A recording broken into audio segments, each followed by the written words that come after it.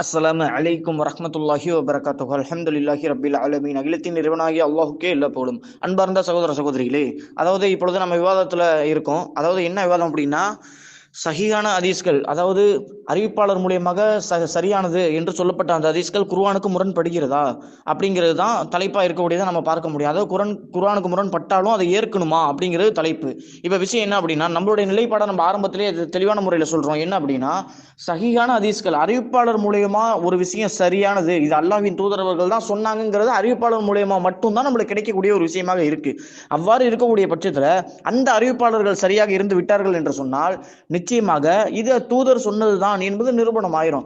அப்படி நிரூபணம் ஆயிருச்சு அப்படின்னா அது அல்லாஹ்வின் தூதர் சொன்னதுங்கிறத யாராலையும் மறுக்க முடியாது. அப்ப அந்த செய்தி அல்லாஹ்வின் தூதர் அவர்கள் தான் சொன்னாங்க அப்படின்னா அது எந்த காலத்திலும் குர்ஆனுடன் முரண்படாது அப்படிங்கிறது தான் நிச்சயமாக உண்மை. அல்லாஹ் குர்ஆன்ல சொல்றான், இந்த குர்ஆனை அவர்கள் சிந்திக்க மாட்டார்களா இது அல்லாஹ் அல்லாதவரிடமிருந்து வந்திருந்தால் இது ஏராளமான முரண்பாடுகளை அவர்கள் கண்டிருப்பார்கள் என்று அல்லாஹ் குர்ஆன்ல சொல்லக்கூடிய விஷயங்களை நாம பார்க்க முடியுது. அப்ப இதில் முன்னும் பின்னும் தவறு வராது அப்படின்னு அல்லாஹ் குர்ஆன்ல சொல்றான். இந்த குர்ஆன்ல அல்லாஹ் என்ன சொல்றானோ அது அப்படியே ஹதீஸ்கள்லயும் வரும். ஏன்னா அந்த குர்ஆன் தான் ஹதீஸுக்கு வழிகாட்டி விட்டு நம்மள ஹதீஸின் பக்கம் தள்ளுது.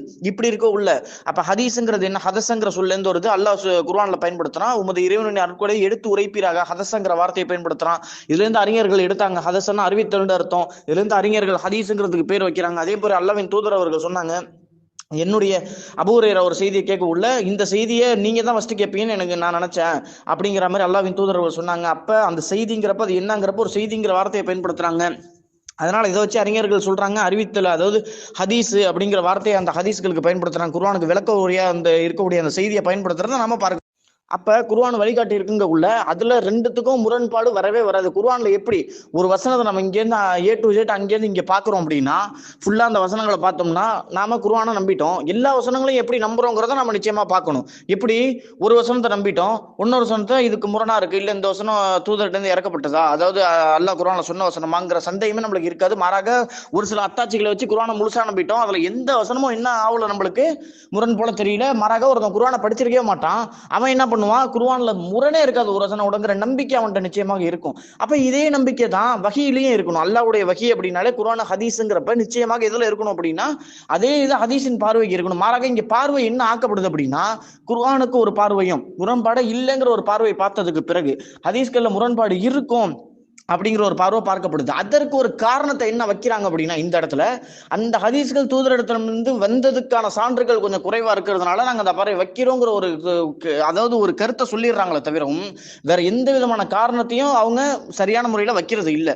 ஆக இதான் வாதம். இப்ப விஷயம் என்ன அப்படின்னா அல்லாஹ் குர்ஆன்ல சொல்றான், அதாவது அல்லாஹ் இறக்கிய வேதத்தையும் ஞானத்தையும் நீங்கள் அல்லாஹ் வேதத்தையும் ஞானத்தையும் உங்களுக்கு கற்றுக் கொடுத்தான் அப்படின்னு அல்லாஹ் சொல்றான். மேலும் வீட்டில் அல்லாஹ்வுடைய வேதத்தையும் ஞானத்தையும் போதப்படுவதை நினைவு கூறுங்கள் என்று அல்லாஹ் குர்ஆன்ல சொல்றான். ஓதப்படுதல்ங்கிறது ஓகே, அது என்ன அல்லாஹ் வேதத்தையும் ஞானத்தையும் சொல்றது ஹிக்மத்தை சொல்றான், அதாவது ஹதீஸ்களை சொல்றான். ஹிக்மத்னா ஹதீஸ்கள்ங்கிறது தெளிவாகவே தெரியும், வேதத்தையும் ஞானத்தையும் தான் அல்லாஹ் இறக்கணும் அப்படிங்கிறது மிக தெளிவான முறையில நம்மளுக்கு தெரிஞ்ச விஷயம் தான். அதை தெளிவான முறையில நம்ம நிரூபிப்போம். சரியா? அப்ப ஹதீஸும் வஹீதான் குர்ஆனும் வஹீதான் அப்படிங்கிறப்ப அல்லாஹ் குர்ஆன்ல இந்த முரண்படாதுன்னு சொன்னா அது ஹதீஸுக்கும் பொருந்தும் அப்படிங்கிறது நிச்சயமான உண்மையா இருக்கும். அதற்கு சான்றாகத்தான் ஒரு சஹாபி கேட்டாங்க, முஸ்னத் அஹமதுல பதியப்பட்ட, அதாவது ஹாக்கிம்ல முஸ்னத் அஹமதுல 65:10 பதியப்பட்ட செய்தி, நான் தூதரிடமிருந்து கேட்கும் அனைத்தையும் பாதுகாக்கும் நோக்கத்தில் எழுதிக் கொள்வேன். குறைசிகள் என்னை தடுத்து, தூதர் ஒரு மனிதர், அவர் கோபத்திலும் மகிழ்ச்சியிலும் பேசுவார், அனைத்தையும் எழுதுகிறாயா என கேட்டார்கள். நான் எழுதுவதை நிறுத்திவிட்டு இதை நபியிடம் கூறினேன். அவர்கள் தனது வாயை சுட்டிக்காட்டி, நீ எழுது, என் உயிர் எவன் கைவசம் இருக்கிறதோ அவன் மீது சத்தியமாக இதிலிருந்து சத்தியத்தை தவிர வேறு ஒன்றும் வராது, உண்மையை மட்டும்தான் சொல்லுவான், சரியான விஷயத்தை மட்டும்தான் சொல்லுவேன். அல்லாஹ்வின் தூதர் சாட்சி கொடுக்கக்கூடிய விஷயங்களை நாம பார்க்க முடியும். ஆக தூதருடைய வார்த்தையிலிருந்து முரண் வராது. இப்ப பிரச்சனை என்ன அப்படின்னா முரண் போல தோன்ற சில செய்திகள் அது தூதர் சொன்னது இல்லை அப்படிங்கிற மாதிரி சொல்லி மறுக்கிறாங்க. சரியா? இப்ப அந்த வாதங்களை தான் நாம பார்க்க போறோம். உண்மையிலேயே முரண்படுது. நம்முடைய நம்பிக்கை எப்படி இருக்கணும்? சமீனா வாழ்த்தான செவியுற்றம் கட்டுப்பட்டோம்ங்கிறது அல்லாஹ்வுடைய வஹீயின் அடிப்படையில் நம்ம எப்பவுமே இருக்கணும். குர்ஆன்ல அப்படிதான் நம்முடைய நம்பிக்கை இருக்கு. எந்த ஒரு வசனத்தையும் இது இந்த வசனம் முரண்படுற மாதிரி தெரியுது, அதனால இது அல்லாஹ் சொல்லியிருக்க மாட்டாங்கிற ஒரு சிந்தனை ஓட்டமே யாருக்கும் போக மாட்டேங்குது. மாறாக அந்த ஓட்டம் ஹதீஸ்கள்ல மட்டும் வரதை பார்க்க முடியுது. ஆக இப்ப நான் என்ன பண்ண போறோம் அப்படின்னா, ஹதீஸ்களையே நிறுவ போறேன். ஹதீஸ்களைங்கிறது குர்ஆன்ல இருந்து எடுக்கப்பட்டது தான். குர்ஆனை எப்படி நம்ம பார்க்கறது இல்லையோ அதே போல ஹதீஸ்களையும் பார்க்க முடியாது.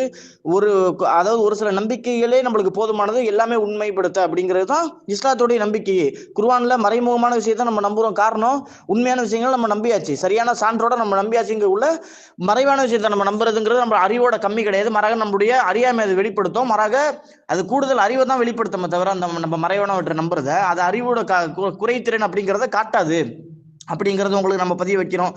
அதே போல இந்த கொள்கையை ஆரம்பிச்சது முத்தசிலாக்கள் தான். அவர்கள் தான் ஹிஜ்ரி 2 இந்த மாதிரி தோற்றமளிச்சு, அதாவது அல்லாவின் தூதர் காலத்துக்கு பிறகு, சஹாபிகள் காலத்திற்கு பிறகு இந்த முத்தசிலாக்களுடைய தாக்கங்கள் வந்துருச்சு. இவர்கள் தான் சொன்னார்கள், ஹதீஸுங்கிறது இந்த மாதிரி எங்களுக்கு முரண்படுவது போல் தெரியுது, அதனால நாங்க பகுத்தறிவை விட முடியாது, மாறாக இது அல்லாவின் தூதர்கள் சொல்லியிருக்க மாட்டாங்க அப்படிங்கிறது தான் எங்களுடைய வாதம், இந்த செய்தி நாங்க மறுக்கணும் அப்படிங்கிற வாதத்தை அவர்கள் தான் ஃபர்ஸ்ட் ஆரம்பத்தில் இவர்கள் என்ன காரணத்தை சொல்றாங்களோ ஹதீஸை மறுக்கக்கூடியவர்கள் அதே காரணத்தை அவர்கள் சொன்னார்கள். இதற்கு தனியான விவாத தலைப்பு போட்டால் தெளிவான முறையில் அவர்களுடைய எல்லா கொள்கையும் மூல கித்தாபில் இருந்தே நம்ம நிரூபிப்போம் நிச்சயமாக. ஆக அவர்களின் கொள்கையை அடிச்சுவிட்டே இவர்கள் அப்படியே பின்பற்றுகிறார்கள் என்பதை நான் ஆரம்பத்திலே உங்களுக்கு சொல்லிக்கிறேன். சொல்லிட்டு நான் அடுத்து இப்ப குர்ஆன்ல இந்த ஹதீஸ்களை எல்லாத்தையும் நான் நிறுவுறேன் நிச்சயம். அஸ்ஸலாமு அலைக்கும் வரஹ்மத்துல்லாஹி வபரகாத்துஹு. அன்பான சகோதர சகோதரிகளே, அதாவது குர்ஆன்லேருந்து நாம பார்ப்போம், அதாவது நாம பெற்றுக்கொண்டு இருக்கக்கூடிய அந்த செய்திகளை நாம பார்ப்போம். அதற்கான மூலம் என்ன? இப்ப நம்ம ஹதீஸ்கள் அறிவிப்பாளர் ரீதியா பெற்றிருக்கோம். அந்த செய்திக்கான மூலத்தை எங்கேருந்து இமாம் அறிஞர்கள் எடுத்தாங்க, ஹதீஸ்களை எப்படி உருவாக்குனாங்க அப்படிங்கிறத பார்ப்போம். மாறாக ஹதீஸ்களைன்னு ஒன்று இல்லாமே இருக்கட்டும். இப்ப உதாரணத்துக்கு ஹதீஸ்களைன்னு ஒண்ணு இல்லை, இமாம்கள் ஹதீஸ்களையே உருவாக்கல, இப்படியே வச்சுக்கோமா உதாரணத்துக்கு. இப்ப எந்த ஒரு ஹதீஸ்களையும் இல்லாம சொல்லப்பட்ட செய்திகள் மட்டும் நம்மள இடத்துல கிடைக்குது. இந்த மாதிரி செய்திகள் இருக்குப்பா, அந்த காலத்துல இருந்து வந்துச்சுப்பா, இப்படி இருக்குப்பா செய்திகள், இது மட்டும் நம்மளுக்கு சொல்லப்படுது. இன்னும் நம்ம யாரையுமே பிரிச்சு அறியல, எதுவுமே பண்ணல, இப்படிங்கிறத நம்ம வச்சுக்குவோம். இப்ப இந்த வேதத்தை நம்ம நம்ப வேண்டியதா இருக்கு, அல்லாஹ்வுடைய கிதாபுல்லாவை நம்ம நம்ப வேண்டியதா இருக்கு. ஒரு சில வசனங்களை பார்த்தாலே இது புரிஞ்சிடும், நிச்சயமாக அல்லாஹ்விடமிருந்து வந்ததுக்கான தெளிவான சான்றுகள் அல்லாஹ் நிரூபிச்சுட்டான். இது சவால் விடக்கூடியது, நிச்சயமாக எல்லாமே நம்பக்கூடியது, நிச்சயமாக நம்பிடலாம், அதில் மாற்று கருத்தே இல்லை. இப்ப அதை நம்பினதுனால அல்லாஹ் என்ன சொல்றான், நாமே இந்த வகையை இருக்கணும், நாமே இந்த திக்ரை பாதுகாப்போம் அப்படின்னு அல்லாஹ் குர்ஆன்ல சொல்லிட்டான். இதை நாமளே பாதுகாப்போம் அப்படிங்கிற பொறுப்பு அல்லாஹ் எடுத்துட்டான். இப்ப அந்த பொறுப்பு எவ்வாறு செயல்படுது, எவ்வாறு அதை நம்ம கண்டுபிடிக்க போறோம் அப்படிங்கிற ஒரு விஷயம் இருக்கு. இப்ப கண்டுபிடிக்கிறதுக்கான விதியுமே அல்லாஹ் சொல்லிடுவான். அதை எப்படி அணுகணுங்கிறதும் அல்லாஹ் தெளிவான முறையில சொல்லி கொடுத்துருவான். அப்படிங்கிற பட்சத்துல அதன்படி நம்ம அணுகுனா சரியான விஷயத்தை கண்டுபிடிச்சிடலாம் அப்படிங்கிறது தான். அப்ப அந்த சரியான விஷயம் இருந்து கொண்டே இருக்கும், அதை யாரும் மறுக்கவே முடியாது. அப்ப தவறான ஹதீஸ்கள் கட்டப்பட்டா கூட, குர்ஆன்ல தவறான வசனங்கள் இப்படி இருக்குன்னு கட்டப்பட்டா கூட அது தெளிவான முறையில நம்ம கண்டறிஞ்சு முடிச்சிடலாம். சரியா? அப்ப கண்டறிஞ்சு முடிச்சிருச்சு அப்படின்னா இதுல ஏதாச்சும் தவறு வந்திருக்குமோங்கிற சந்தேகமே இல்லாம போயிடும். அந்த சந்தேகமே வேணா அடிப்படைங்கிறது போயிட்டே இருக்கு, சரியான முறையில இருந்து கொண்டே இருக்கு. எத்தனை அசத்தியங்கள் அதுல வந்தாலும் சரி, அது அதாவது வந்து பீஸா போறதுதான் நம்ம பார்க்க முடியும். இப்ப அல்லாஹ் குர்ஆன்ல சொல்றான், அல்லாஹ் இதை பத்தியே சொல்றான், அந்த குர்ஆனை பத்தி, இது அகிலங்களில் இறைவனால் அருளப்பட்டது என்று அல்லாஹ் குர்ஆன்ல சொல்றான். 26:192 சொல்றான். அதாவது இங்க எங்கேருந்து வந்துச்சுங்கிற மூலத்தை வச்சுட்டு அல்லாஹ் சொல்லிடுறான். அல்லாஹ்ட்ட இருந்தா எல்லாம் வந்துச்சு அப்படிங்கிறது தெரியும். அடுத்து இப்ப அல்லாஹ் குர்ஆன்ல சொல்றான், நீர் எச்சரிப்போரில் ஆவதற்காக தெளிவான அரபு மொழியில் நம்பிக்கைக்குரிய ரூஹ் இதை உமது உள்ளத்தில் இறக்கி வைத்தார். இது அதாவது நம்பிக்கைக்குரிய ரூஹ், அதாவது ஜிப்ரீல் உன்னுடைய உள்ளத்துல இதை இறக்கி வச்சாரு அப்படிங்கறது அல்லாஹ் சொல்லக்கூடியதை நம்ம பார்க்க முடியும். அதாவது குர்ஆன்ல நம்ம இன்னொரு வசனத்துக்கு போனோம்னா அல்லாஹ் என்ன சொல்றான் குர்ஆன்ல, அதாவது திரைக்கு அப்பால் இருந்தோ வகையின் மூலமோ என்று அல்லாஹ் குர்ஆன்ல அல்லது ஒரு தூதரை அனுப்பியோ அல்லாஹ் எந்த மனிதரிடம் பேசுவதில்லை என்று சொல்லிட்டு அடுத்து அல்லாஹ் சொல்றான், இவ்வாறே உமக்கு வகை அறிவித்தோம், இறைச்செய்தி இந்த 3 மெத்தட் மூலமா உனக்கு அறிவிச்சிருக்கோம் அப்படிங்கிறான் அல்லாஹ். சரியா? அப்ப இதுல ஒரு ஃபர்ஸ்ட் மெத்தட் என்ன, ஜிப்ரீல் உமது உள்ளத்துல இறக்குனா நேரடியாக சாட்சி. சரியா? ஜிப்ரீல பாக்குறாங்க. இப்ப ஒரு கருத்து நம்மளுக்கு புலப்படும். ஒரு அறிவிப்பாளர் ஒரு விஷயத்தை சொல்றாரு அப்படின்னா அவரும் சந்திச்சிருக்கணுங்கிற கருத்து நம்மளுக்கு நிச்சயமா வேணும். அதே போல அல்லாஹ் குர்ஆன்ல சொல்றான், இது கண்ணியமிக்க தூதரின் கூற்றாகும், அவர் வலிமையுடையவர், நம்பிக்கைக்குரியவர் அப்படிங்கறத அல்லாஹ் சொல்றான். சரியா? அவர் கண்ணியம் உள்ளவர், அதே போல அவர் நம்பிக்கைக்குரியவர், சரியான ஆளு, உறுதியான ஆளு அப்படிங்கறத அல்லாஹ் தெளிவுபடுத்துறான் அப்படிங்கறத நாம பார்க்க முடியும். அதே போல தெளிவா ஜிப்ரீல நபி பார்த்தாங்களா, அதையும் அல்லாஹ் தெளிவாக படுத்துறான். உங்கள் தோழர் பைத்தியக்காரர் அல்ல, இவர் அவரை தெளிவான அடிவாடத்தில் கண்டார் அப்படிங்கிறத அல்லாஹ் குர்ஆன்ல பயன்படுத்துறான். அப்ப சனது தெளிவா இருக்கணும். ஒரு செய்தி ஒருத்தர் கேட்கிறாரு அப்படின்னா அவரை நிச்சயமாக இவர் பார்த்திருக்கணும், யார்கிட்ட அவர் கேட்கிறாரோ அவரை நிச்சயமாக பார்த்திருக்கணுங்கிறது நிச்சயமா உறுதியான. இப்ப இன்னொரு வாக்கு இருக்கு, குர்ஆன் முரண்படாது அப்படிங்கிறதையும் அல்லாஹ் சொல்லிட்டான். இப்ப இது ஒரு விஷயம். இப்ப அடுத்து என்ன ஸ்டெப் அப்படின்னா, இது அவசரப்பட்டு உமது நாவை அசைக்காதீர், அதை ஒன்று சேர்ப்பதும் அதை ஓதச் செய்வதும் நமது பொறுப்பாகும் என்று அல்லாஹ் 75:16 சொல்றதை பாக்குறோம். அதாவது இதை பயப்படாத, இதை கரெக்டான முறையில கொண்டு போறது நம்மளுடைய பொறுப்பு அப்படிங்கறத அல்லாஹ் சொல்லிட்டான். ஆதாரத்தையும் நான் இறக்கிட்டேன், அதை சரியான முறையில் நான் கொண்டு போவோம் அப்படிங்கறதையும் அல்லாஹ் தெளிவுபடுத்திட்டான். இப்ப விஷயம் என்ன அப்படின்னா, ஒரு செய்தி நம்மளுக்கு சொல்லப்படுது அப்படின்னா சரியான சனது இருக்கணும், அவர் இடைமுறிவு இல்லாத ஒரு சனது இருக்கணும், அவர் சொல்லி இருக்கணும், அவரை நேரில் பார்த்துருக்கணும். இது மாதிரி சொல்ல சொல்லக்கூடியவர் உண்மையானவர் நம்பிக்கைக்குரியவரா இருக்கணும். அதே போல சொன்னவர் யார்கிட்ட இருந்துங்கிறத அல்லாஹ் தெளிவுபடுத்தணும். அதே போல அவர் தெளிவுபடுத்தணும், யார்கிட்ட இருந்துங்கிறத அவர் தெளிவுபடுத்தணும். முடிஞ்சு போச்சா விவாதம்? இப்ப இங்க மைய கருத்தை பார்க்கணும் அப்படிங்கிற விஷயமே இல்லாம போச்சு. இப்ப கருத்தை பார்க்கணுங்கிறது எல்லா வசனத்துக்கும் கருத்தை பாக்குறது இல்லை. நம்ம குர்ஆன்ல எல்லா வசனங்களையும் நம்ம நிச்சயமா கருத்தை பார்க்க முடியாது அப்படிங்கிறது தெரிஞ்ச விஷயம் தான். அப்ப அது குர்ஆன்ல எப்படி, அதாவது உண்மைப்பட இந்த வேதம் உண்மையான வேதம் தாங்கிற அறிவார்ந்த வசனங்கள் இருக்கிறது, அதே போல ஹதீஸ்களும் அதே போல இருக்கிறதுங்கிறத நான் பார்க்க முடியும். அப்ப குர்ஆன்ல எல்லா வசனங்களையுமே வந்து மறைவான விஷயத்தையும் வந்து அறிவோட ஒப்பிடுறது இல்லைங்கிற போலதான் ஹதீஸ்லயும் பல விஷயங்களை மைய கருத்தை நாம நிச்சயமாக பார்க்க முடியாது. அப்ப அடிப்படை மூலங்கிறது ஒரு சில விஷயத்துல இருந்தே நம்ம முழுசா விளங்கிக்கணும் அப்படிங்கிற அதான் அறிவார்ந்த செயல். அப்ப குர்ஆன் அதே மாதிரி விளங்குன மாதிரி ஹதீஸ்களையும் விளங்கணுங்கிறப்ப இப்ப அந்த மைய கருத்துங்கிறது மட்டும் குர்ஆனுக்கு போயிருச்சு, ஹதீஸுக்கு மட்டும் பிடிச்சுக்கிட்டாங்க. அதுக்கு என்ன காரணம் அப்படின்னா அதை ஏன் இந்த மாதிரி அவர்களை தள்ளியது அப்படின்னா பலவீனமான செய்திகள், அதே போல இட்டுக்கட்டப்பட்ட செய்திகள் இதெல்லாம் இருந்ததுனால அவர்களை தள்ளிருச்சு. மாறாக அவர்களுக்கு தெரியல என்ன அப்படின்னா இது போல உள்ள செய்திகள்லாம் அதற்கான ஆதாரங்களையும் அல்லாஹ் இறக்கி அதை பிரித்தெடுக்க வச்சிருவான், அதனால சாத்தியமே இல்லை அப்படிங்கிறது இவர்களுக்கு தெரியாம போச்சு அப்படிங்கிறது நிதர்சனமான உண்மையா இருக்கு. அப்ப தெளிவான முறையில சொல்லிட்டோம். இப்ப அடிப்படை அப்படியே புரிஞ்சுங்க என்ன அப்படின்னா இப்ப அந்த ஆதாரங்கள் அப்படியே இருக்கு, யாரையும் சஹி லைஃப் யாரையுமே பிரிக்கல, எதுவுமே அந்த ஆதாரங்களும் இருக்கு. சரியா? இப்ப சேர்க்கிறதும் நம்மளுடைய பொறுப்பு. இப்ப அல்லாஹ் மீது நம்ம நம்பிக்கை வைக்கணும். என்ன நம்பிக்கை வைக்கணும்? இது அல்லாஹ் சரியான முறையில சேர்ப்பான் அப்படிங்கிற நம்பிக்கை நம்ம நிச்சயமாக வைக்கணும். இப்ப எந்த இமாம்களும் எதையும் பிரிக்கல, இப்ப எல்லா செய்திகளும் இருக்கு. இப்ப ஒவ்வொரு செய்திகளையும் நம்ம ஆய்வு பண்றோம். இப்ப என்ன ஆய்வு பண்றோம்? இப்ப இது யார்கிட்ட சொன்னது, இந்த கிதாபுல இந்த இடத்துக்கு போனா இந்த கிதாபு இருக்கு, சரி இந்த கிதாபு சொன்னவங்க யாரு, அதாவது அறிஞர்கள் இந்த வேலையை தான் பார்த்தாங்க. அதை நான் சொல்றேன் எப்படின்ட்டு. இந்த கிதாபுல இருந்து இவங்க எழுதியிருக்காங்க, இவங்களுக்கு அவங்க அறிவிச்சிருக்காங்க, அவங்களுக்கு அவங்க அப்படின்னு போயிட்டே இருக்கு. ஒவ்வொரு இடத்துக்கு போனா அந்தந்த கிதாபுகள் இருக்கு. சரியா? அந்த கிதாபை உறுதிப்படுத்துறதுக்கு இன்னொரு கிதாபு இருக்கு, சாட்சி. அல்லாஹ் குர்ஆன்ல சொல்றான். அல்லாஹ் என்ன சொல்றான் குர்ஆன்ல? அதாவது 65:2 சொல்றான், உங்களில் இரு நடுநிலையாளர்களை சாட்சியாக்கி கொள்ளுங்க, அல்லாஹ்விற்காக சாட்சியை நிலையாட்டுங்கள். அதாவது ஒரு முஸ்லீமா அல்லாஹ்விற்காக சாட்சியை நிலையாட்டுவான் தான். அப்படி இருக்கவள் அல்லாஹ் இடத்துல இந்த செய்திங்கிறப்ப ஒரு முஸ்லீம் பொய் சொல்லுவானா அப்படின்னா நிச்சயமா இல்ல. அதாவது இந்த இடத்துல என்னன்னா அவன் பொய் சொன்னா சொல்லல அப்படிங்கிறது இல்ல. ஒருத்தன் பொய் சொன்னாலும் இந்த விஷயத்துல அல்லாஹ் பொய் சொல்ல விடுவானா? அவனை விட்டுற முடியுமா? அப்ப அவன் அப்படியே பொய் சொன்னாலும் அதற்கான ஆதாரங்களை எல்லாம் இறக்கிடுவானா? இறக்காம விட்டுருவானா? அவன் பொய் சொன்ன கண்டுபிடிக்காத ஆதாரத்தை எல்லாம் விட்டுருவானா? விட மாட்டான். அதற்கான அவன் பொய் தான் சொல்றாங்கிறதுக்கு ஆதாரத்தையும் சேர்த்து இறக்கி. அப்ப சாட்சிங்கிறது நிச்சயமா முக்கியமா இல்லையா? அப்ப அதே போல பாருங்க, அல்லாஹ் 49:6 சொல்றான், இறை நம்பிக்கை கொண்டவரே, பாவம் செய்பவன் உங்களிடம் ஏதேனும் ஒரு செய்தியை கொண்டு வந்தால் அறியாமையால் ஒரு கூட்டத்திற்கு நீங்கள் தீங்கிழைத்து தெளிவுபடுத்திக் கொள்ளுங்கள், தீங்கிழைக்காமல் இருக்க. அப்ப அதை தெளிவுபடுத்துங்க. அதே போல சொல்றான், உங்களுக்கு 2 ஆண்களை சாட்சிகளாக்கி கொள்ளுங்கள், 2 ஆண்கள் இல்லை என்றால் சாட்சிகளில் நீங்கள் பொருந்தி கொண்ட ஒரு அனைத்தையும் 2 பெண்களையும் சாட்சிகளாக ஏற்படுத்திக் கொள்ளுங்கள் என்று அல்லாஹ் சொல்லக்கூடியதை பார்க்கிறோம். அதே போல அல்லாஹ் இன்னொரு வசனத்துல அதே வசனத்துல சொல்றான், அதாவது ஒரு பெண் மறந்து விட்டால், அதாவது அவள் ஒரு பெண்மணி தவறிழித்தால் இன்னொரு பெண்மணி அவளுக்கு ஞாபகப்படுத்துவாள். அப்ப இது இங்க இருந்து என்ன புரியுதுன்னா சாட்சிங்கிறது ரொம்ப முக்கியங்கிறது புரியுது. இந்த மாதிரி ஞாபகப்படுத்துற கான்செப்டும் இருக்கு, அதுவும் தவறுல இருந்து விடாம பாதுகாக்கும் அப்படிங்கிறது புரியுது. இப்படி இருக்கக்குள்ளதான் அப்ப பாருங்க அந்த ஏடுகள்லாம் இருக்கு, ஒவ்வொரு இமாம்களும் எழுதுனாங்க, எனக்கு இவர் அறிவிச்சாரு அல்லாஹ்வின் தூதரே அந்த சனது போகுது. அந்த சனது ஒவ்வொரு காலத்திலயும் என்னென்ன சனது இருக்கு, ஒவ்வொரு காலத்திலயும் எந்த இமாம்கள் இருந்தாங்களோ அந்த இமாம்கள்ட்ட படிச்ச பல மாணவர்கள் இருப்பாங்க. அந்த கிதாபுகளும் ஒரே செய்தியை உறுதிப்படுத்துது, சாட்சிப்படுத்துது, ஒவ்வொரு விஷயத்தையும் தெளிவானது ஒரு முறையில சாட்சிப்படுத்து. குர்ஆன்ல இருந்து ஆதாரத்தை எடுத்து வச்சுக்கிட்டு இருக்கோம் நம்ம. அப்ப ஒண்ணுமே பிரச்சனை இல்லை. அப்ப நம்ம எல்லாத்தையும் பாக்குறோம். இவர் யார்கிட்டன்னு சொன்னாரு, அவர்கிட்ட எத்தனை மாணவர்கள் படிச்சாங்க, அந்த மாணவர்கள் செய்தி எல்லாம் ஒரே மாதிரி இருக்கா அப்படிங்கிறத பாக்குறோம். சரி, அவர்கிட்ட எத்தனை இதுவரையும் அந்த ஒவ்வொரு செய்திகளும் எங்க அல்லாஹ்வின் தூதர் வரையும் சரியான முறையில போதா அப்படிங்கிறத பாக்குறோம். சரியான முறையில தெளிவான ப்ரூஃப் இருக்கு, அல்லாஹ்வின் தூதர்கிட்ட சென்று அடையுது அப்படிங்கிற ப்ரூஃப் இருக்கிறப்ப இப்ப விஷயம் என்னன்னா குர்ஆன் எப்படி பாதுகாக்கப்பட்டதோ அதே போல ஹதீஸும் பாதுகாக்கப்பட்ட நிலைமை அப்படிங்கிறது வந்துடும். இப்ப நம்ம களைய வேண்டிய செய்திகள் இருக்கு. எப்படி எந்தெந்த செய்திகள் களையும், அல்லாஹ் அதற்கான ஆதாரங்களை எப்படி இறக்குனா களையப்பட வேண்டிய செய்திகள். ஒரு இருப்பாங்க, ஒரு மாணவர் இருக்கக்குள்ள, அதாவது ஒரு ஆசிரியர் இருப்பாரு, 10 மாணவர்கள் இருப்பாங்க, 9 மாணவர்கள் ஒரே செய்தி சொல்லுவாங்க, ஒரு மாணவர் தனியா தேவையில்ல பழைய செய்தி, அதாவது குழப்பி அறிவிச்சிருப்பாரு ஒரு செய்தியை. அதெல்லாம் நம்ம சொல்லுவோம் என்ன குழப்படி அப்படிங்கிறதான் பின்னாடி சாது வகையில நம்ம சொல்லுவோம் நிச்சயமாக. இப்ப தவறான முறையில் அறிவிச்சிருப்பாரு, அப்ப அது கண்டெடுக்கப்படும், அது கண்டெடுத்து அது களையப்படும்.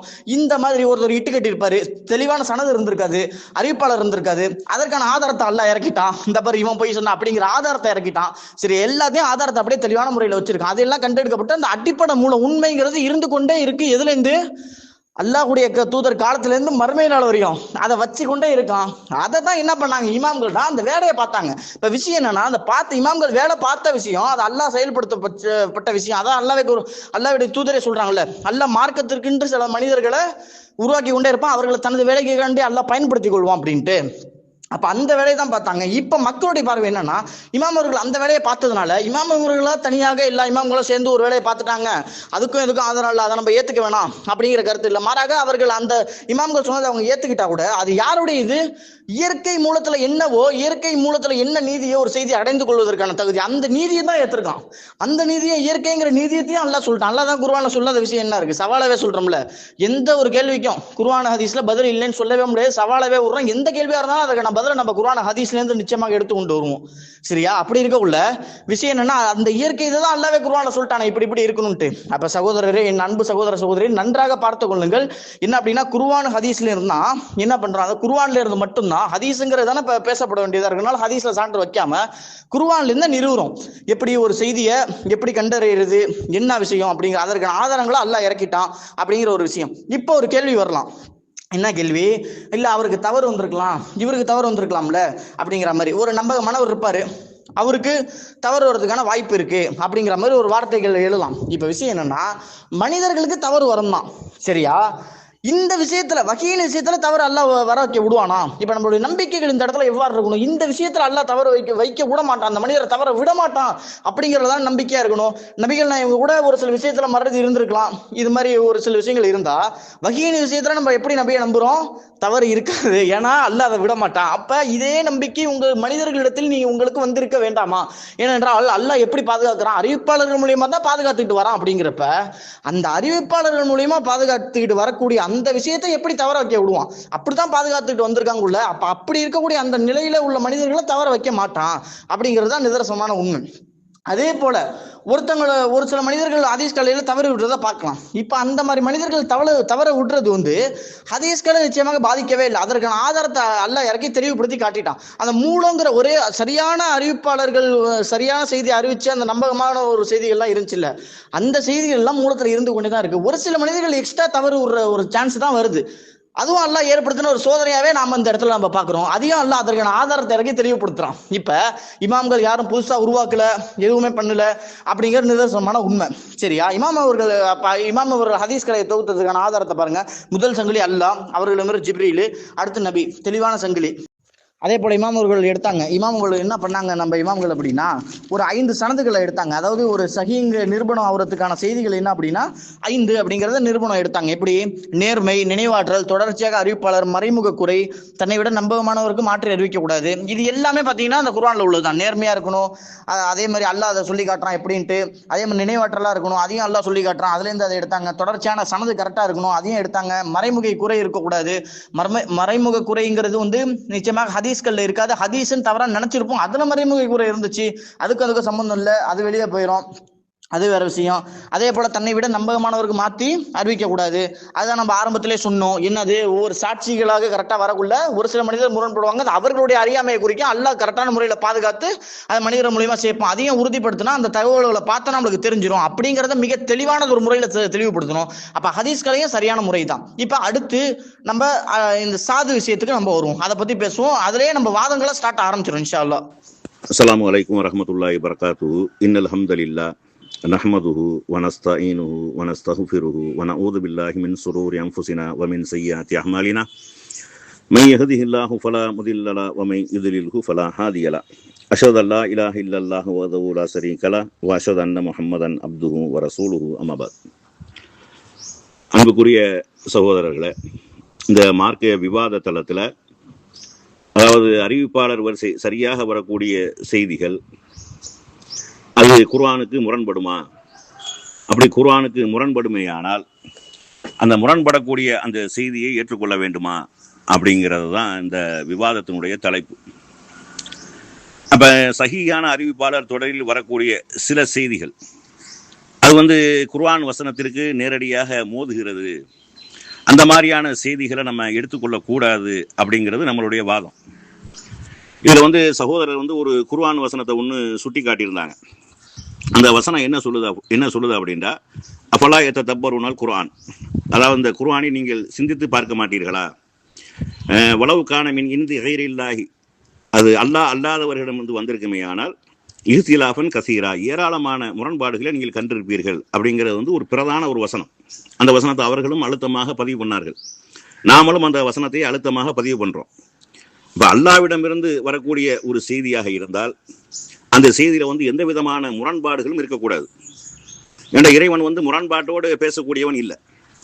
இந்த குர்ஆனும் ஹதீஸும் வந்து 23 ஆண்டு கால நபியினுடைய வாழ்க்கையில் அருளப்பட்டது. எத்தனையோ பல கால சூழ்நிலைகளை ரசூல் ஸல்லல்லாஹு அலைஹி வஸல்லம் அவங்க சந்திச்சிருக்கிறாங்க. மக்கா மதினா என்ற இரு பெரு நகரங்கள்ல வாழ்ந்திருக்கிறாங்க. 2 நகரங்கள்ல வாழக்கூடிய நேரத்திலே 2 பெரும் கூட்டங்களை சந்திச்சிருக்கிறாங்க. வெவ்வேறு மக்கள்களை சந்திச்சிருக்கிறாங்க.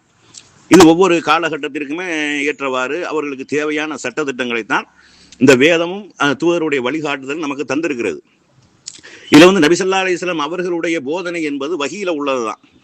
அது அவர்களாக சுயமாக சொல்ல முடியாது. மார்க்கமாக அவங்க சொன்னதும் கிடையாது. வமா யன்ஃபிகு அனில் ஹவா இன் ஹுவ இல்லா வஹீ யூஹா. இந்த முகமது அவர்கள் தன்னுடைய மன இச்சையின் அடிப்படையில் பேசக்கூடியவர்கள் இல்லை. இறைவன் புறத்திலிருந்து வஹி செய்தியாக எது அறிவிக்கப்படுகிறதோ அதைத்தான் அவர்கள் பேசுகிறார்கள் என்பதை அழுத்தமாக அந்த வசனமும் சொல்கிறது. அப்ப நபி ஸல்லல்லாஹு அலைஹி வஸல்லம் அவர்கள் சொன்னார்கள் என்பது உறுதியாக இருக்குமேயானால் அது எந்த விதமான ஒரு மாற்று கருத்துமே இருக்காது. நேரடியாக அது அல்லாஹ்விடமிருந்து வந்த வஹிதான் அப்படிங்கிறதுல எந்த ஒரு மாற்று கருத்து இருக்காது.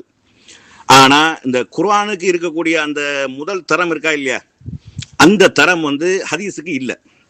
ஹதீஸும் வஹிதான், ஆனா அந்த முதல் தரம் இல்லை.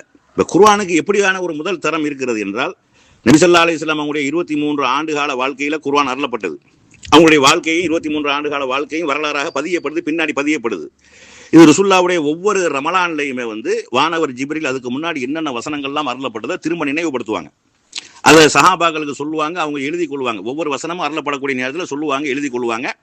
ஒரு ரமலான்ல வந்து என்ன செய்வாங்க, இதுக்கு முன்னாடி அருளப்பட்டது எல்லாத்தையும் நினைவுபடுத்துவாங்க. கடைசி ரமலான்ல வந்து 2 முறை அதை என்ன செஞ்சாங்க, சரி பார்த்தார்கள். ரசூல் ஸல்லல்லாஹு அலைஹி வஸல்லம் அவங்க காலத்திலேயே குர்ஆன் முழுமையாக எழுதப்பட்டு விட்டது. தனித்தனி பிரதிகளாக ஒன்று சேர்க்கப்படாமல் இருந்ததே ஒழிய முழு குர்ஆனுமே எழுதப்பட்டு எழுத்து வடிவத்திலேயே பாதுகாக்கப்பட்டு இருந்தது. அது மாதிரி கல்வியாளர்களுடைய உள்ளங்களில், சஹாபாக்களுடைய உள்ளங்களிலையும் குர்ஆன் முழுமையாகவே பாதுகாக்கப்பட்டிருந்தது. ஆனா ஹதீஸ் என்பது அப்படியான ஒரு உத்தரவாதத்தின் அடிப்படையில் அது இல்லை. அதுக்கு என்ன காரணம் அப்படிங்கிறத நான் 2வதாக சொல்றேன். அஸ்ஸலாமு அலைக்கும் வரஹ்மத்துல்லாஹி வபரகாத்துஹு. அந்த ஹதீஸ் என்று சொல்லக்கூடிய நபி ஸல்லல்லாஹு அலைஹி வஸல்லம் அவங்களுடைய வழிகாட்டுதல் இருக்கா இல்லையா, அவர்களுடைய போதனை இருக்குதா இல்லையா, இது ரசூல் ஸல்லல்லாஹு அலைஹி வஸல்லம் அவங்களுடைய காலத்திலேயே முழுமையாக எழுதப்படவில்லை. ஏன் எழுதப்படவில்லை அப்படிங்கிறதுக்கு, இப்போ ரசூல் ஸல்லல்லாஹு அலைஹி வஸல்லம் அவர்கள் மக்காவுல ஒரு 13 ஆண்டு காலம் வாழ்ந்தார்கள். அப்ப அதுல ரசூலுல்லாஹ்வை சந்தித்து விட்டு பல்வேறு பகுதிகளுக்கு சென்றவர்களும் இருந்தார்கள். அது மாதிரி ரசூலுல்லாஹ் மதீனாவுக்கு வந்ததுக்கு அப்புறம் ரசூலுல்லாஹ்வோட மதீனாவுல 10 வருஷம் வாழ்ந்தவர்களும் இருந்தார்கள். ரசூலுல்லாஹ்வை ஈமான் கொண்டு விட்டு அவர்கள் பகுதிக்கு சென்றவர்களும் இருந்தார்கள். அப்ப ரசூலுல்லாஹ்விடமிருந்து கேட்கப்பட்ட செய்திகளை பொறுத்தளவுக்கு அவர்கள் மனனம் செய்து கொண்டார்கள். அதன் அடிப்படையில் அவர்களும் செயல்பட்டார்கள். எந்த ஒரு சஹாபிக்கும் ரசூலுல்லாஹ்வுடைய முழுமையான அந்த செய்திகள் தெரியாது. எந்த ஒரு சஹாபி, அதாவது வந்துட்டு போனாங்களா இல்லையா, ரசூலுல்லாஹ்வை ஈமான் கொண்டு விட்டு சென்று விட்டார்களா இல்லையா, அவர்களுக்கு குர்ஆனும் முழுமையாக தெரியாது. ஆனாலும் அல்லாஹ் அவர்களை பொருந்தி கொண்டான். எந்த அடிப்படையில, அவர்கள் ஆரம்ப காலத்தில் இருக்கிறாங்க, அவர்களுக்கு உண்டான வாய்ப்பு வசதிகள் அதுதான். அல்லாஹ்வை ஈமான் கொண்டு விட்டார்கள், தூதரை ஈமான் கொண்டு விட்டார்கள், வேதம் என்று நம்பி விட்டார்கள், மறுமையை நம்பி விட்டார்கள், மரணத்திற்கு அப்புறம் ஒரு வாழ்க்கை இருக்கிறது நம்பி விட்டார்கள்.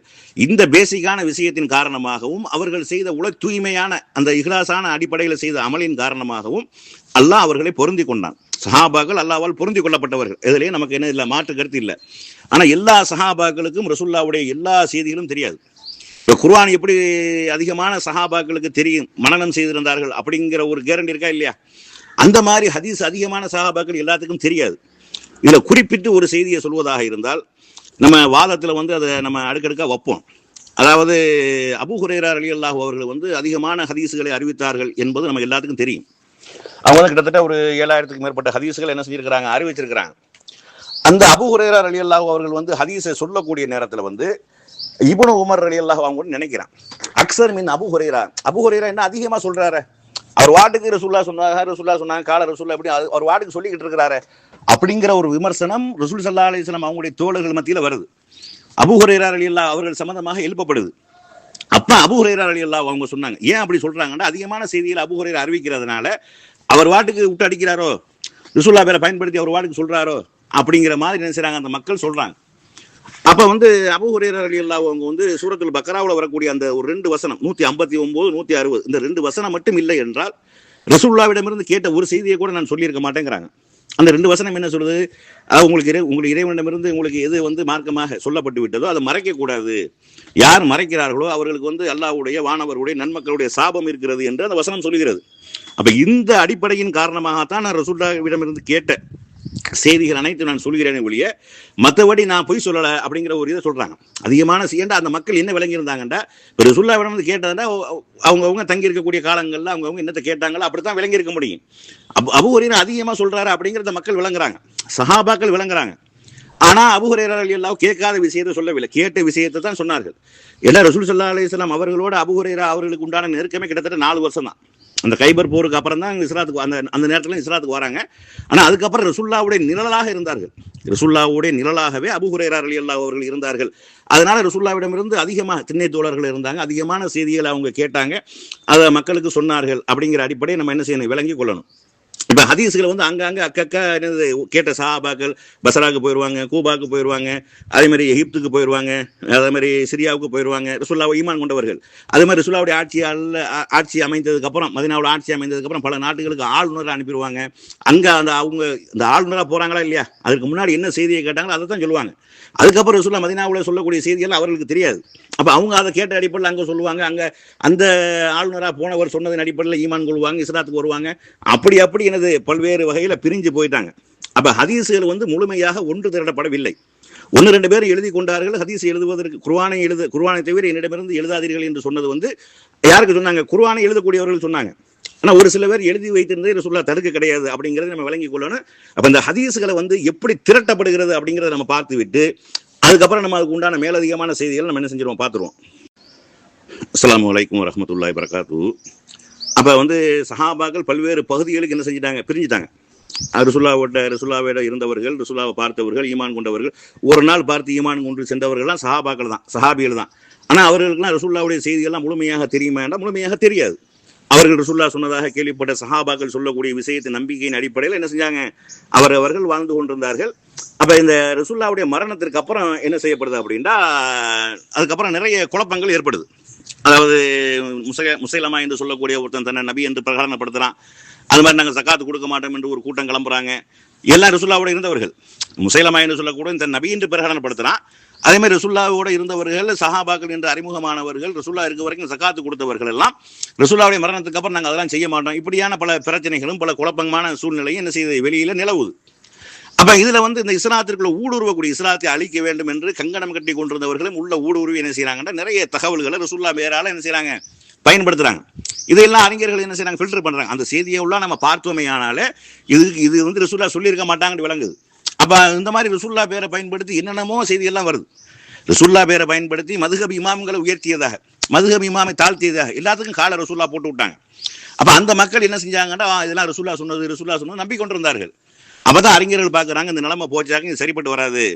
குர்ஆன் எப்படி பாதுகாக்கப்பட்டிருக்கும் அந்த மாதிரி ஹதீஸ்கள் வந்து ஒரு முழு கிதாப் வடிவத்தில் கிடையாது. இதை ஒன்று திரட்டக்கூடிய ஒரு வேலையை நம்ம செய்யணும். குர்ஆனை முன்னிறுத்தி தான் நம்ம செய்யணும். இவங்க சொன்னாங்களா இல்லையா, எதுவாக இருந்தாலும் குர்ஆனை முன்னிறுத்தி தான் செய்தார்கள். குர்ஆன்ல எல்லாத்துக்கும் ஆதாரம் இருக்குண்டு. அதே மாதிரி தான் குர்ஆனை முன்னிறுத்தி தான் செய்தார்கள். சொல்லக்கூடிய செய்திகள் எந்த நேரத்திலையும் வஹியோட வஹி முரண்படக்கூடாது அப்படிங்கிறதுல உறுதியாக இருந்தார்கள். இப்ப நீங்க பாருங்க, நீங்க அறிவிப்பாளர் தொடர் சரியாக வரக்கூடிய செய்தி, இவங்க வந்து ஆதாரபூர்வமான செய்திங்கிறாங்க. நம்மளும் ஆதாரபூர்வமான செய்தி தான் சொல்றோம். அறிவிப்பாளர் வரிசை சரியாக வந்து விட்டால் அவர்கள் அந்த ஒரு ஹதீஸ் சஹீஹாவதற்கு என்னென்ன நிபந்தனைகளை எல்லாம் விதிக்கிறாங்களோ அந்த நிபந்தனைகள் பூர்த்தியாகிவிட்டாலே அந்த ஹதீஸ் சஹீஹான ஹதீஸ் தான். ஆனா அதனுடைய செய்தியை நம்ம பார்க்கணும். அந்த செய்தி வந்து ராங்காக இருந்தால், தப்பாக இருந்தால், குர்ஆனுக்கு மோதிர மாதிரி இருந்தால், ரசூலுல்லாஹ்வுடைய மற்ற போதனைகளுக்கு அது நேர் எதிராக ஒரு கருத்து கொண்டதாக இருந்தால் அது அப்ப ரசூலுல்லாஹ் சொல்லியிருக்க மாட்டாங்க அப்படிங்கிற ஒரு முடிவுக்கு அறிஞர்களாக வர்றாங்க. இப்போ வந்து குர்ஆனும் வஹி, ஹதீஸும் வஹி, வஹிக்கு வஹி முரண்படாது. இது தெளிவாக விளங்கிக்கிறேன். குர்ஆனும் வஹி, ஹதீஸும் வஹி, வஹிக்கு வஹி முரண்படாது. முரண்பட்டா அதுல ஒன்று தவறு. ஏன், குர்ஆன்ல எந்த முரண்பாடும் கிடையாது. குர்ஆன்ல எந்த முரண்பாடும் கிடையாது, எந்த அழித்தல் திருத்தலும் கிடையாது, சஹீ லைஃபும் கிடையாது. குர்ஆன் அனைத்துமே சஹீ. அப்ப ஹதீஸை பொறுத்தளவுக்கு அப்ப இப்படியான ஒரு நிலைமை வரக்கூடிய நேரத்துல தான் இப்ப ஒரு சம்பவம் பாருங்க, நீங்க ஒரே ஒரு சம்பவம் பாருங்க. இது வந்து நம்பகமான அறிவிப்பாளர், இந்த சாது வகையை சொல்லுவோம்னு சொன்னாங்களா இல்லையா, அதை நம்ம என்ன செஞ்சிருவோம், தொட்டு காட்டிடுவோம் முதல்ல. என்ற ஹதீஸுக்கு முரண்படுது, வஹிக்கு முரண்படுது. அறிவிப்பாளர் வரிசை சரியாக இருக்கிறது, அந்த அறிவிப்பாளர் வரிசையும் சரியாக இருக்கிறது. அப்ப அறிவிப்பாளர் வரிசை சரியாகவே இருந்து விட்டால் அது ஆதாரபூர்வமான செய்திங்கிறது இவங்களுடைய நிலைப்பாடு. ஆனா அறிஞர்கள் என்ன முடிவெடுக்கிறாங்கன்றா, அறிவிப்பாளர் வரிசை சரியாக இருந்தாலும் செய்தி ஒன்றுக்கொன்று முரண்படுமையானால் அப்ப வந்து உன்னை ஏற்றுக்கொள்ளக்கூடாது, உன்னை நிறுத்தி வச்சிடணும் அப்படின்னு சொல்லிட்டு தான் இந்த சாது என்று சொல்லக்கூடிய ஒரு ஹதீஸ் ஒரு வகையை கொண்டு வராங்க. இந்த சாது வகையை நீங்கள் பார்த்தீர்களே ஆனால் அதுல வந்து 2 வரக்கூடிய செய்தியுமே அறிவிப்பாளர் கரெக்டா பர்ஃபெக்டா இருப்பாங்க. அதுல யாரையும் குறை சொல்ல முடியாது. அதுல வரக்கூடிய யாரையாவது ஒருவரை குறை சொன்னாலும் அவர்கள் தொடர்பாக வரக்கூடிய பல 100 ஹதீஸ்களை மறுக்க வேண்டியது வந்துடும். இப்போ உதாரணமா பாருங்களேன், ஒரு செய்தியை கோடிட்டு காட்டிட்டு நம்ம அடுத்தடுத்த செய்திக்கு போவோம். இப்போ வந்து நபி ஸல்லல்லாஹு அலைஹி வஸல்லம் அவர்கள் வந்து இஹ்ராம் கட்டி இருக்கக்கூடிய நேரத்தில் நீங்கள் திருமணம் முடிக்காதீர்கள், பெண் பேசாதீர்கள் இப்படிங்கிற ஒரு செய்தியும் சொல்றாங்க. அந்த ஹதீஸும் இருக்கு. நம்ம தேவைப்படக்கூடிய நேரத்தில் நம்ம என்ன செய்வோம், எடுத்து போடுவோம். இப்போ இப்னு அப்பாஸ் ரலியல்லாஹு அவங்க என்ன சொல்றாங்க அப்படின்னா, நபி ஸல்லல்லாஹு அலைஹி வஸல்லம் அவர்கள் மைமுனா ரலியல்லாஹு அவர்களை, மைமுனா ரலியல்லாஹு யாரு, இப்னு அப்பாஸ் ரலியல்லாஹு அவர்களுக்கு சின்னம்மா. அப்ப வந்து ரசூல் ஸல்லல்லாஹு அலைஹி வஸல்லம் அவர்கள் மைமுனா அவர்களை இஹ்ராம் கட்டிய நிலையில் திருமணம் முடித்தார்கள் அப்படின்னு ஒரு ஹதீஸ் இருக்குது. இந்த ஒரு ஹதீஸ் மட்டும் இருந்துச்சாங்க அது ரசூலுல்லாஹ்க்கு மட்டும் உரியது, அது காசுன்னு போயிடும், ரசூலுல்லாஹ்க்கு மட்டும் உரியது. மற்றவர்கள் இஹ்ராம் கட்டி இருக்கக்கூடிய நேரத்தில் என்ன செய்ய திருமணம் முடிக்க கூடாதுங்கிறது பொதுவான சட்டம். இது ரசூலுல்லாஹ்க்கு மட்டும் உரியது. இது அறிவிப்பாளர் வரிசை பர்ஃபெக்டா நம்பகமானவராக இருக்குது. இப்னு அப்பாஸ் ரலியல்லாஹு அவர்கள் வழியாக வருகிறது. இன்னும் சொல்ல போனா அந்த சஹீஹைனி என்று சொல்லக்கூடிய புகாரி முஸ்லிம்ல இந்த செய்தி பதிவு செய்யப்பட்டிருக்கிறது. அப்படியான ஒரு செய்தி. ஆனா இது யார ரசூலுல்லாஹ் திருமணம் முடிச்சாங்களோ அவங்க என்ன சொல்றாங்கண்டா, நபி ஸல்லல்லாஹு அலைஹி வஸல்லம் அவர்கள் என்ன இஹ்ராம் கட்டிய நிலையில் திருமணம் முடிக்கவில்லைங்கிறாங்க. இது மைமுனா ரலியல்லாஹு அவங்களுடைய ஸ்டேட்மெண்ட். மைமுனா ரலியல்லாஹு அவங்க சொல்றாங்க என்ன இஹ்ராம் கட்டிய நிலையில் திருமணம் முடிக்கவில்லை அப்படின்னு சொல்றாங்க. இப்னு அப்பாஸ் அவங்க சொல்றாங்க இஹ்ராம் கட்டிய நிலையில் தான் திருமணம் முடிச்சார்கள்னு சொல்றாங்க. இது 2 பேரும் ரசூலுல்லாஹ்வோட தொடர்புடைய, ரசூலுல்லாஹ்வை மையப்படுத்தி ரசூலுல்லாஹ்வுடைய செயல்பாடுகள் சொல்லப்பட விஷயம். இதுல வந்து அறிஞர்கள் வந்து ஒரு செய்தியை மறுக்கிறாங்க. எதை மறுக்கிறாங்க, இப்னு அப்பாஸ் சொல்வது சரி கிடையாது. ஏண்டா நேரடியான யாரை திருமணம் முடிச்சாங்களோ அவங்களே சொல்றாங்க. என்ன சொல்றாங்க, இந்த மாதிரி இஹ்ராம் இல்லாத நிலையில தான் திருமணம் முடிச்சாங்க. அப்ப இப்னு அப்பாஸ் ரலியல்லாஹு ஏதோ ஒன்று நடக்க ஒன்று பார்த்துருப்பாங்க, அது ஏதோ தவறா விளங்கி இருப்பாங்க. அந்த இஹ்ராமுக்கு முன்னாடி, இஹ்ராம் கட்டுவதற்கு முன்னாடி முடிச்ச திருமணத்தை இஹ்ராம் கட்டிய நிலையில முடிச்சவங்களோட சொல்லியிருப்பாங்க அப்படின்னு ஒரு காரணத்தை சொல்லி அந்த செய்தி ஏற்றுக்கொள்ள கூடாதுங்கிறாங்க. இந்த மாதிரி நிறைய விஷயங்கள் இருக்கு, சாதாரண விஷயங்கள் என்று சொல்லி நிறைய விஷயங்கள் இருக்கு. ஆனா இதையெல்லாம் நீங்கள் பார்த்தீர்களே ஆனால் அனைத்து அறிவிப்பாளர்கள் நம்பகமானவர்கள். இந்த அறிவிப்பாளர்கள் சரியில்லை, இவர்களை தூக்கி போட்டுருங்க அப்படின்னு ஒரு முடிவுக்கு அறிஞர்கள் வந்தார்களே ஆனால் ஏராளமான ஹதீஸ்களை மறுக்க வேண்டிய நிலை வரும். மறுக்க கூடாது என்பதற்காகத்தான் அதை வந்து ஏதோ தவறு நடந்திருக்குது, மனித பிழை நிகழ்ந்திருக்கிறது, ஏதோ பார்த்துட்டு என்னது ஒன்று நடக்க ஒன்று பேசியிருக்கிறாங்க அல்லது புரியாம பேசியிருக்காங்க இப்படிங்கிற ஒரு செய்தி. அது மாதிரி சஹாபாக்கள் நேரடியாக பார்த்த விஷயத்தை சொல்லக்கூடிய நேரத்தில் கூட அதுல வந்து சில நபித்தோழர்கள் என்ன செய்றாங்க, இவங்க தவறாக விளங்கி கொண்டார்கள், தவறாக புரிந்து கொண்டார்கள். இவங்க ரசூலுல்லாஹ் மேல பொய் சொல்லணும்னு சொல்லல, அல்லாஹ் இவர்களுக்கு அருள் புரியட்டும், இவங்க தவறா புரிஞ்சுக்கிட்டாங்க, தவறா விளங்கி கொண்டார்கள் என்ற ஏராளமான செய்திகள் இருக்குது. அது எல்லாமே அறிவிப்பாளர் வரிசை, நம்பகமான அறிவிப்பாளர் வரிசை. 2ஐயும் ஏற்றுக்கொள்ள முடியாது. அப்படியான செய்திகள் இருக்கிறது. எப்ப குர்ஆனுக்கு எப்படி முரண்படுதுன்னு பார்ப்போம். முதல்ல ஹதீஸுக்கு ஹதீஸ், வஹிக்கு வஹி முரண்படக்கூடாது. வஹிக்கு வஹி முரண்படக்கூடிய நேரத்தில் சாதி என்று ஒதுக்குறாங்களா இல்லையா? அப்ப ஹதீஸ் முரண்படும் ஒத்துக்கிறாங்களா இல்லையா? ஒத்துக்கிட்டு சாதி என்று சொல்லக்கூடிய ஒரு வகையை கொண்டு வராங்க. அப்படியானால் ஏன் அந்த மாதிரியான சில செய்திகள் குர்ஆனுக்கு முரண்படாது? அது விளங்கணுமா இல்லையா? ஹதீஸுக்கு ஹதீஸ், சஹாபாக்கள் ரசூலுல்லாஹ்விடம் கேட்ட செய்தியை, ரசூலுல்லாஹ்விடம் நடைபெற்ற பார்த்த செய்தியை சொல்லக்கூடிய நேரத்தில் 2 செய்தி முரண்பாடாக வருது அப்படி என்று இருக்குமே ஆனால் அப்ப வந்து ரசூலுல்லாஹ் சொன்ன செய்தியில் ஏதாவது ஒரு செய்திகள் 2 செய்திகள் ஏன் குர்ஆனுக்கு முரணா வராது அப்படிங்கிறத விளங்கணும். சரி, அடுத்த இதில் நான் சொல்றேன். அஸ்ஸலாமு அலைக்கும் வரஹ்மத்துல்லாஹி வபரகாத்துஹு. அப்ப ரசூல் ஸல்லல்லாஹு அலைஹி வஸல்லம் அவர்கள் சொல்லக்கூடிய விஷயங்கள் அனைத்தும் வஹிதான். இப்போ ரசூலுல்லாஹ்வோட காலத்தில் நம்ம நேரடியாக வாழ்ந்தோமே ஆனால் ரசூலுல்லாஹ் எதையெல்லாம் சொல்றார்களோ அதெல்லாம் நம்ம எந்த அறிவிப்பாளரையும் பார்க்க மாட்டோம், பார்க்க வேண்டிய அவசியம் கிடையாது. இன்னைக்கு வரைக்கும் ரசூலுல்லாஹ் தொடர்ச்சியாக வாழ்ந்துக்கிட்டே இருக்கிறாங்க. ரசூலுல்லாஹ் நம்மகிட்டே ஒரு செய்தி சொல்றாங்க, இது சரியான அறிவிப்பாளர் தொடர் இருக்குதா, சொல்லக்கூடிய செய்தி சரியா இருக்கு, அப்படி பார்க்க மாட்டோம், நம்ம பார்க்கக்கூடாது. ஏன், ரசூலுல்லாஹ் போய் சொல்ல மாட்டாங்க. ரசூலுல்லாஹ் வந்து மார்க்கத்தில் வந்து சுய இஷ்டத்துக்கு பேச மாட்டாங்க, எல்லாம் வஹீயின் அடிப்படையில் தான் பேசுவார்கள் என்பது உறுதியாயிரும். ஆனா அது வந்து ஒரு தலைமுறை அடுத்த தலைமுறை கடந்து வரக்கூடிய நேரத்துல தான் அதுல வந்து உள்ளக்க பிரச்சனை வருது. அப்பதான் என்ன செய்யறாங்கன்னா ஹதீஸ்களை தரம் பிரிக்க ஆரம்பிக்கிறாங்க. இட்டு கட்டப்பட்டது அப்படிங்கிற ஒரு வகையை கொண்டு வராங்க. அதுலயும் கால ரசூலுல்லாஹ்ங்கிற பயன்படுத்தி இருக்கு. பலவீனமானதுன்னு கொண்டு வராங்க. இது ஆதாரத்துக்கு நிக்காது, ஆதாரத்துக்கு ஏற்றுக்கொள்ளக்கூடாது அப்படின்னு கொண்டு வராங்க. அதுலயும் கால ரசூலுல்லாஹ்னு வந்திருக்கு. வரக்கூடிய அறிவிப்பாளர்ல மோசமானவர் இருப்பாங்க. ஆனா நம்பிக்கையான அறிவிப்பாளர்கள் விஷயத்திலையும் அதுலயும் என்ன செய்யுது, நம்பிக்கையாக வரக்கூடிய அனைத்தும் அறிவிப்பாளரும் சரியாக வரக்கூடிய விஷயத்திலையும் அதுலயும் சில முரண்பாடுகள் இருக்கிறது. அவ பார்த்துட்டு தான் சாதி என்ற ஒரு வகையை கொண்டு வரார்கள் அப்படிங்கிறத நம்ம என்ன செஞ்சிருக்கிறோம், மேல விளக்கி இருக்கிறோம்.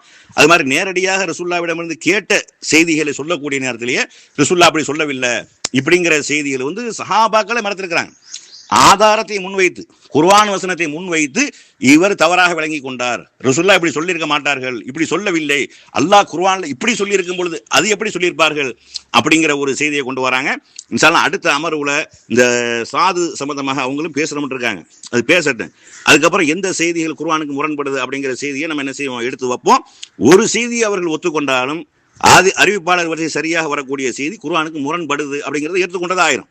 ஒரே நம்ம எடுத்துக்கூடிய பல செய்திகள்ல ஒரு செய்தியை அவர்கள் ஏற்றுக்கொண்டாலும், ஆமா இதுக்கு ஒரு விளக்கம் சொல்ல முடியலையே, இது எப்படி ஏற்றுக்கொள்ள முடியலையே, இணக்கமாக எப்படி விளக்கம் கொடுக்க முடியலையே, ரெண்டு நேர் எதிராக நிற்குது, இது எப்படி ஏற்றுக்கொள்ள முடியும் என்று அவர்கள் வந்து விடுவார்களே. ஆனால் ஒரு செய்தியை மறுத்தாலும் அவங்க மற்றவங்களும் சொல்றாங்களா ஹதீஸ் மறுப்பாளர்கள் அந்த ரேஞ்சுக்கு வந்துருவாங்க. ஆனா அவங்க சாதி என்று சொல்லி ஹதீஸை மறுக்கிறாங்க, ஏற்றுக்கொள்ள கூடாதுங்கிறாங்க. அதெல்லாம் ஹதீஸ் மறுப்புல வராதான் அவங்களுக்கு. ஆனா அதே அறிவிப்பாளர் தொடரில் வரக்கூடிய சரியான செய்தி குர்ஆனோட முரண்படுது என்று சொல்லி நம்ம ஒரு வாதத்தை வைக்கும் பொழுது இது புது கொள்கையை சொல்றாங்க, மூத்தசிலா கொள்கையை சொல்றாங்க அப்படிங்கிறாங்க. மூத்தசிலா கொள்கை இல்ல, சஹாபாக்கள் கடைபிடிச்ச கொள்கை. சஹாபாக்கள் என்ன வழிமுறையை கடைபிடித்தார்கள், ரசூலுல்லாஹ்வுடைய செய்தி வரக்கூடிய நேரத்தில் அது மாற்றமாக தெரிந்தால், தவறாக இருந்தால், குர்ஆனுக்கு முரணாக மாற்றமான செய்தியாக இருந்தால் குர்ஆனை முன்னிறுத்தி எப்படி வாதம் வைத்தார்கள் என்பதெல்லாம் நம்ம அடுக்கடுக்கா என்ன செய்வோம், பின்னாடி பேசுவோம். நம்மளுடைய முன்னுரையும் என்ன செஞ்சது இதோட நிறைவு பெறுகிறது என்று சொல்லி அடுத்து அவங்களுடைய வாதத்திற்கு நம்ம என்ன செய்வோம், மறுப்பு சொல்லுவோம். அப்படிங்கிறதோட இந்த முன்னுரையை நிறுத்திக் கொள்றோம். அஸ்ஸலாமு அலைக்கும் வரஹ்மத்துல்லாஹி வபரகாத்துஹு. அதாவது சகோதரர் முகவை கான் அவர்கள் ஒரு 15 நிமிஷம் தன்னுடைய முன்னரையை வச்சிருக்காங்க. அதுல ஒரு சில விஷயங்களை குறிப்பிட்டிருக்காங்க. இப்ப அதற்கு பதில் சொல்ல வேண்டிய கடமை நம்மளுக்கு இருக்கு. நம்ம கேள்வியை தொகுத்து வச்சிருக்கோம். அவர் எத்தனை கேள்வி வச்சிருக்காரு அப்படிங்கிறத பார்க்க உள்ள ஒரு 7 கேள்விகள் அவர் வச்சிருக்காரு, 7 வாதங்களை வச்சிருக்காரு. அந்த 7 வாதங்களுக்கு தெளிவான பதிலை நம்ம போடுவோம். அதுக்கு முன்னாடி நம்மளுடைய முன்னுரையை நம்ம தெளிவுபடுத்தணும். நம்ம ஒரு வாக்கு கொடுத்துருந்தோம், இன்னொரு விஷயங்களையும் நம்ம தெளிவுபடுத்த வேண்டியது இருக்கு. ஏன்னா நேரம் சுத்தமா இல்லாதனால நம்ம தெளிவுபடுத்த வேண்டிய இருக்குங்கிறதுனால அதை தெளிவுபடுத்திட்டு அவர்கள் வைத்த வாதத்துக்கு நம்ம நிச்சயமாக அந்த முன்னுரைக்கு நம்ம சேர்த்து பதில் சொல்லுவோம். இந்த 7 வாதங்கள்ல ஒரு சில நம்மளை தாக்குற மாதிரி வாதங்களை வச்சாப்புல அந்த வாதங்களுக்கு நம்ம நிச்சயமாக பதில் சொல்லுவோம் அப்படிங்கறத நம்ம தெரிய வச்சுக்கிறோம்.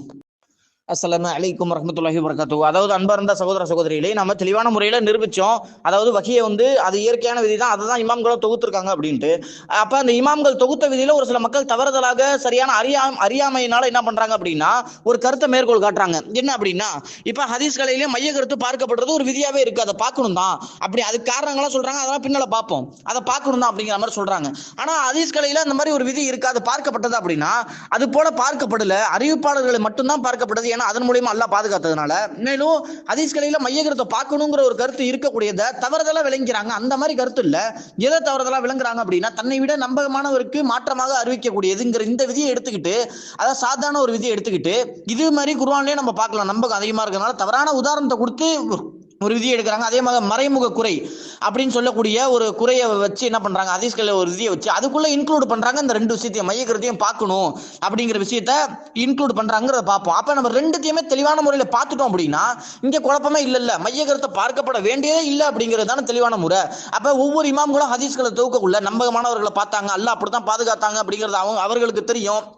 அவர்கள் எல்லாத்தையும் ஆய்வு பண்ணாங்க, தவறு வர வாய்ப்பு இருக்கா, எத்தனை நபர்கள் அறிவிச்சாங்க, இவர்கிட்ட இருந்து யாரு கேட்டா, எல்லாத்தையுமே ஆய்வு பண்ணி தெளிவான முறையில அது சகி ஆதாரபூர்வமானது தெளிவா சொன்னதுக்கு அப்புறம் இங்க மன இச்சைக்கு இடமளிக்க வார்த்தையே இல்லை. அப்ப எல்லா இமாம்களும் அறிவிப்பாளர்கள் மேலதான் சரியான முறையில் இருந்தாங்க. இப்ப இந்த கருத்து எப்படி வந்துச்சுன்னா, பிற்கால இமாம்கள் என்ன பண்ணாங்க அப்படின்னா இந்த கருத்தை சொன்னாங்க. பிற்காலத்துல இமாம் இப்னுல் ஜௌசியை சொல்லலாமே, அவர்கள் பாருங்க அல் மௌது இட்டுக்கட்டப்பட்ட செய்தியை எழுதக்குள்ள சொன்னாங்க, புகாரில ஒரு செய்தியெல்லாம் மறுத்தாங்க. அப்ப இமாம் இப்னு ஹஜர் அஸ்கலானி ரஹ்மத்துல்லாஹ் அவர்கள் தெளிவான முறையில் மறுப்பு போட்டாங்க. இமாம் இப்னுல் ஜௌசி மறுப்பு, அதாவது வரம்பு மீறி விட்டார் ஹதீஸ்களை மறுப்பதில் அப்படிங்கிறத மிக தெளிவான முறையை பதிவு வச்சு சம்பட்டி அடிக்கும் விதமா எல்லா ஹதீஸ்களுக்கும் பதில் கொடுத்தாங்க. இது மைய கருத்து குர்ஆனுக்கு முரண்படுகிறது அப்படிங்கிற ஒரு எல்லையை தாண்டிட்டாங்க இமாம் இப்னுல் ஜௌசி. இது மாதிரி இமாம்கள் தான் என்ன பண்ணாங்க அப்படின்னா இந்த விதியும் சேர்க்கப்பட வேண்டியது அப்படிங்கிற ஒரு கருத்தை வலிமையா சொன்னாங்க. ஆனா முஹத்திஸீன்களா இருக்கக்கூடிய எந்த இமாம்களும் நிச்சயமாக மைய கருத்தை நிச்சயமா பார்க்கவே இல்லை அப்படிங்கிறது தான் உண்மை. மாறாக அவர்கள் ஒரு இட்டுக்கட்டப்பட்ட செய்தி, அதாவது பொய்யான செய்தி இருக்கவங்களோ அதற்கு மைய கருத்து குர்ஆனோட முரண்படும் அப்படிங்கிற விதியெல்லாம் சொன்னாங்க. அப்படிங்கிற கருத்துல தான் இருந்தாங்களே தவிர சஹீஹான ஹதீஸ்களுக்கு அவங்க மைய கருத்தை பார்க்கல. அதை நிச்சயமா ஏற்றுக்கொண்டே ஆகணும். முரண்பட தெரிஞ்சாலும் என்ன பண்ணணும், அது நம்முடைய மனதுடைய அறிவு தான், நம்ம அறிவு குறையும் அப்படின்னு தான் எடுத்துக்கணுங்கிறது தான் இமாம்கள் சொன்னதை நம்ம பார்க்க முடியும். அதுல ஒரு இமாமுடைய கூட்டம் நம்ம கூட எடுத்து கூட காட்டலாம். அதாவது என்ன அப்படின்னா, அதாவது இமாம் இப்னு குசைமா, அதாவது உசூலுல் ஹதீஸ்ல இப்னு சலா அடுத்த பிற்கால விரிவுரைகள்ல மேற்கோள் காட்டப்படுது. அவர்களுடைய கருத்து என்ன அப்படின்னா, நபிகள் நாயகம் அவர்களிடமிருந்து ஆதாரபூர்வமான 2 சங்கிலி தொடர்கள் வழியாக வந்த 2 ஹதீஸ்கள் ஒன்றிற்கு ஒன்று முரண்பட்டதாக எனக்கு தெரியவில்லை. யாரிடமாவது அப்படி இருந்தால் அவரே என்னிடம் அதை கொண்டு வரட்டும், அவை 2 முரண்படவில்லை என்பதை நான் அவர்களுக்கு உடன்படுத்தி காட்டுகிறேன் என்று அவர் சொன்னாங்க. இது நம்ம ஆரம்பத்திலேயே நம்ம மேற்கோள் காட்டினது தான். அதே போல இமாம் திருமிதி அல் கபீர்ல தெளிவுபடுத்தினாங்க, எந்த ஒரு ஹதீஸும் ஆதாரபூர்வமாக சங்கிலி தொடர் வழியாக வந்துவிட்டால் அது எங்களிடத்தில் ஒரு பலமான அத்தாட்சியாகும் அப்படின்னாங்க. சங்கிலி தொடர் தான் இங்க பேசினாங்க, மைய கருத்தை பேசவே இல்லை. அந்த சங்கிலி தொடர் வந்துட்டா பலமான அத்தாட்சி எங்க இடத்துல அது அப்படிங்கிற மாதிரி சொல்லக்கூடியதை பார்க்க முடியும். இமாம்கள் எல்லாமே பாத்தீங்கன்னா அந்த அறிவிப்பாளர் வரிசையில தான் இருந்தாங்களே தவிர மைய கருத்துல இல்ல. ஏன்னா அவங்களுக்கு அடிப்படை புரியும். என்ன அடிப்படை? குர்ஆன்ல எப்படி சரியோ, குர்ஆன் எப்படி எல்லா வசனங்களையும் நம்ம ஆய்வு செய்யறது இல்லையோ, மறைவான விஷயமா இருந்தாலும் குர்ஆனை சிந்திக்கக்கூடிய வசனங்களை மட்டும்தான் நம்ம சிந்திக்கணும் அப்படின்னு தெரியுமோ, அதே நிலைமை தான் ஹதீஸுக்கும். அப்படிங்கிறது அவங்களுக்கு தெரிஞ்சது தான் ஆல்ரெடி. அதனால இந்த ஒரு மறுப்பு. அடுத்து நம்ம சாத்தை பத்தி பேசுறோம்னா அதை நம்ம பேசிடுவோம். சாதுங்கிறது 2 நம்பகமானவர்கள் இருப்பாங்க. அதிக நம்பகம் உள்ளவர்களுக்கு மாறாக குறைந்த நம்பகம் உள்ளவர்கள் ஒரு செய்தி அறிவிச்சிருவாங்க. அப்ப அது முரணை, ஒரு தவறு அறிவிச்சிட்டாங்க அப்படிங்கிற மாதிரி சொல்லுவாங்க. இந்த விதியை மேலோட்டமா பார்க்க உள்ள ஆமா குர்ஆனுக்கும் இப்படிங்கிற மாதிரி சொல்லலாம். இது விரிவு, அதாவது என்ன பண்றாங்க அப்படின்னா ஒரு உதாரணத்தை தவறான முறையில கொண்டு போய் கொடுக்கறதுனால அந்த விளைவு தான் இது. ஆனா இப்ப நம்ம அதை தெளிவுபடுத்துவோம். சாதுனா என்ன, நுணுக்கமான வாதங்களை தெளிவுபடுத்துவோம். மறைமுக குறைய நிச்சயமா தெளிவுபடுத்துறப்ப அந்த குர்ஆனுக்கு மைய கருத்து பார்க்கணும், ஹதீஸுக்கு அப்படிங்கிற கருத்து காணாம போயிடும். என்னன்னு அடிப்படையா புரிஞ்சுக்கணும். முதல்ல ஹதீஸ்னா என்ன?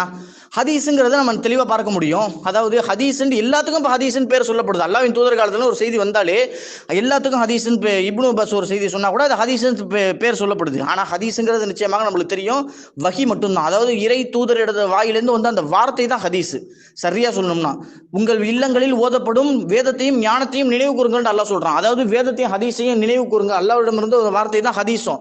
வரப்பட்ட முறைகள் வேறங்கிறத நம்ம தெளிவுபடுத்தணும். ரெண்டுத்தையும் நினைவு கூறுங்கிறப்ப அல்லாஹ்வுடைய தூதர் வாயிலிருந்து வந்த வார்த்தை மட்டும்தாங்கிறத நம்ம தெளிவுபடுத்துவோம். இதற்கான ஆதாரங்களை தெளிவான முறையில் நிரூபிப்போம் வரக்கூடிய இதுல.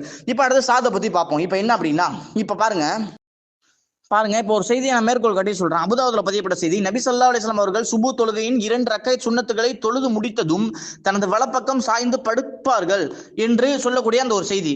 இது யார் வழியா வருது அப்படின்னா, இமாம் அஹ்மத் வழியாக இந்த செய்தி வருது. சரியா? அவரிடமிருந்து அப்துல் வாஹித் இப்னு சியாத் அப்படிங்கிறவரு கேட்கிறாரு. சரியா? இப்ப இந்த செய்தி பாத்தீங்கன்னா, இப்ப அல்லாஹ்வின் தூதர் அவர்கள் என்ன பண்ணாங்களாம், சுன்னத் தொழுகை முடித்ததும் படுத்து தூங்குனாங்க, சாய்ந்து படுப்பார்கள் அப்படிங்கிற மாதிரி வருது. ஆனா இத மற்ற அனைத்து மாணவர்களும் அதே மாதிரி இவர் நம்பகமான ஆளு, இதே மாதிரி நம்பகமான ஆளு மற்ற அனைத்து இதே போலதான். அதே போல மற்ற தரத்துல உள்ளவங்க என்ன பண்றாங்க அப்படின்னா, அகமஸ்ட படிச்சவங்க தான் இவரை போல தரத்துல உள்ளவங்க என்ன சொல்றாங்க அப்படின்னா, இதை செய்யும்படி அல்லாஹ்வின் தூதர்கள் சொன்னாங்க அப்படிங்கிற மாதிரி சொல்றாங்க. இப்ப இந்த செய்தி சாதாரண செய்தி. ஏன் அப்படின்னா, இப்ப நல்லா பாருங்க, ஒரு ஆசிரியர்கிட்ட பல மாணவர்கள் படிச்சிருக்காங்க. அதுல பாத்தீங்க அப்படின்னா ஒரு ஆசிரியர் ஒரு மாதிரி அறிவிக்கிறார், மற்றவங்க அவருக்கு மாத்தமா அறிவிக்கக்குள்ள மற்றவங்க இதை தான் கணக்குல எடுக்கப்படும் அப்படிங்கிறது தான். இப்ப இந்த இதுல ஒரு மறைமுகமான அதிக அறிவிப்பாளர்களால ஒரு விஷயம் முரண்படுற மாதிரி போகுது அப்படிங்கிற மாதிரி ஒரு வாதத்தை வைப்பாங்க. இப்ப இதுக்கு நம்ம தெளிவான ஒரு பதிலை கொடுக்குறோம். என்ன அப்படின்னா, இந்த இடத்துல ஒரு செய்திங்கிறது எது, அதாவது ஒரு செய்தி தீர்மானம் ஆகுறதுங்கிற ஒரு கட்டமைப்பு ஒண்ணு இருக்கு. இப்ப என்ன அப்படின்னா, அல்லாஹ்வின் தூதர் இடத்துல வந்து அந்த செய்தி ஒரே செய்தி தான், அஹ்மத் சொல்லியா வந்த செய்தி ஒரே செய்தி தான். இப்ப அந்த செய்தி எதுங்கிறதுல தான் இப்ப கருத்து வேறுபாடு. சரியா? இப்ப அந்த செய்தி ஒன்றும் முடிவே ஆகல. இந்த வாதப்படி அந்த செய்தி ஒன்றும் முடிவே ஆகல. இப்ப அஹ்மத் சொல்லிட்டாங்க, இப்ப அந்த 10 பேர் இருக்காங்க, 10 பேர்ல 9 பேர் ஒண்ணு, இவரு ஒரு ஆளு. இப்ப அந்த 9 பேர்ட்ட தான் செய்தி தனி செய்தியா கூட இருக்கட்டும், கரீப் வகை செய்தியா கூட செய்தி இருக்கட்டும், அந்த 9 பேர் அந்த செய்தி இந்த 10 பேர்கிட்டே தேங்கி நிக்குது. இப்ப அது உண்மையான செய்தி அப்படிங்கிறதுக்கு எது உண்மையிலே அல்லாஹ்வின் விதிப்படியும் நம்மளுக்கு நிச்சயமாக தெரியும், சாட்சியத்தின் அடிப்படையிலையும் தெரியும். அப்ப அந்த செய்தி முடிவாக போறதே எதுல அப்படின்னா, அந்த 9 பேர்கிட்ட வந்து சரியா இருக்கிறதுனால இது தவறு, இவர் தவறா விளங்கிட்டாரு அப்படிங்கிறதா சரியான நிலைப்பாடு, இயற்கை நிலைப்பாடு, அல்லாஹ்வின் விதியும் அதுதான். சரியா? அப்படி இருக்கக்குள்ளதான் அந்த செய்தியை அப்பதான் கரெக்டா தீர்மானம் பண்றோம். 9 பேர் அடிச்சதுனால இதுதான் சரியான செய்திங்கிறது. சரியா? இப்படிதான் செய்தி முடிவாகுது. இப்ப அந்த செய்தியை கொண்டு இன்னொரு செய்தியை நம்ம தனியா அந்த செய்தியை நம்ம மறக்கல. சாதுங்கிறப்ப சில பேர் தவறா புரிஞ்சுக்குவாங்க. என்ன அப்படின்னா, ஒரு செய்தி ஒரு அறிவிப்பாளர் தொடர்ல வந்திருக்கும். சரியா? மற்றொரு அறிவிப்பாளர் தொடர்ல இன்னொரு செய்தி வரும். ரெண்டுமே முரணா இருக்கா, ரெண்டு இதுல ஒன்று சாது, இது நம்பகமானவர்கள் அப்படிங்கிற மாதிரி சில பேர் புரிஞ்சுக்குவாங்க. அப்படி இல்ல, ஒரு மாணவர்கள்ட்ட, அதாவது ஒரு ஆசிரியர்கிட்ட படிச்ச பல மாணவர்கள் இருக்கவங்கள ஒரு சில மாணவர்கள் மாத்தி அறிவிக்கிறது, இன்னொருத்தங்க மாத்தி, இதுதான் சாதுங்கிற கணக்குல வரும் அப்படிங்கிறத நம்ம நிச்சயமா தெளிவுபடுத்துவோம். இதற்கு பிறகு அவங்க ஏதாச்சும் வாதம் வச்சாங்கன்னா அவங்க மூல கிதாபுல தெளிவான முறையில காட்டணும், யார் யார் சொன்னாங்கிறத காட்டணும். நம்ம நிச்சயமா அதற்குள்ள எல்லாத்தையும் நம்ம நிச்சயமா கொண்டு வருவோம் அப்படிங்கிறது தான். ஆக செய்தி என்ன, கடைசியில பாருங்க, அந்த சாதுங்கிறதுக்கான அளவுக்குள்ள என்னன்னா, நிச்சயமாக செய்திங்கிறது நிச்சயமாக ஒன்னே ஒண்ணு தான். சரியா? அந்த ஒரு செய்தி தான் பல அறிவிப்பாளர்கள் ஒவ்வொரு மாதிரி சொல்லியிருக்காங்க. இப்ப உதாரணத்துக்கு நான் குர்ஆன், இப்ப ஒரு குர்ஆன் இருக்கு, இப்ப குர்ஆன் எல்லாமே ஒரு மாதிரி ஓதுறீங்க, அல்லாஹ் இடத்துல இருந்து இப்போ வரையும் குர்ஆன் வந்திருக்கு, எல்லாம் கரெக்டா ஓதிட்டு இருக்கீங்க. நான் ஒரு வசனத்தை வந்து என்ன பண்றேன் அப்படின்னா மாத்தி சொல்றேன். சரியா? இப்ப அந்த வசனத்தை வந்து மாத்தி படிக்கிறேன். இப்ப நான் சொல்றேன் எனக்கு இப்படிதான் கத்து கொடுக்கப்பட்டுச்சு அப்படின்ட்டு. இப்ப நீங்க என்ன சொல்லுவீங்க, சரி ஒரு இப்படியும் இருக்கும் போல, அதனால இப்படியும் நம்ம எடுத்துக்குவோம் அப்படின்னு சொல்ல மாட்டோம். மாறாக சொல்லுவோம், அதிக ஆளு நீங்க தான், அதிக ஆளு சாட்சி, எல்லா ஆதாரத்தின் அடிப்படையில தெளிவாவே இருக்கு, சொன்ன கூற்று ஒவ்வொரு பிரதிகள்லயும் தெளிவா இருக்கு, ஒவ்வொரு இதுலயும் இந்த அறிவிப்பு தான் இருக்கு அப்படிங்க உள்ள நான் தான் தப்புங்கிறத சொல்லுவீங்க. அப்புறம் எனக்கும் சரியான ஆதாரம் இல்லை, என்னுடைய ஆதாரம் அஹ்மஸ்டோட முடிஞ்சிருச்சு, என்னுடைய இமாமோட முடிஞ்சிருச்சு என்னுடைய ஆதாரம், அதற்கு மேல உள்ள ஆதாரங்களும் பாத்தீங்கன்னா இது போலதான் இருக்கு அப்படிங்கிற ஒரு கருத்து இருக்கக்குள்ள இதுதானே சரியான நிலைப்பாடு. இப்ப இந்த ஒரு உதாரணத்தை வச்சுக்கிட்டு ஒன்னு செய்தி ரெண்டு செய்தியை முடிவாய் ரெண்டு செய்தியை மறுத்த அறிஞர்கள் சரிங்களா.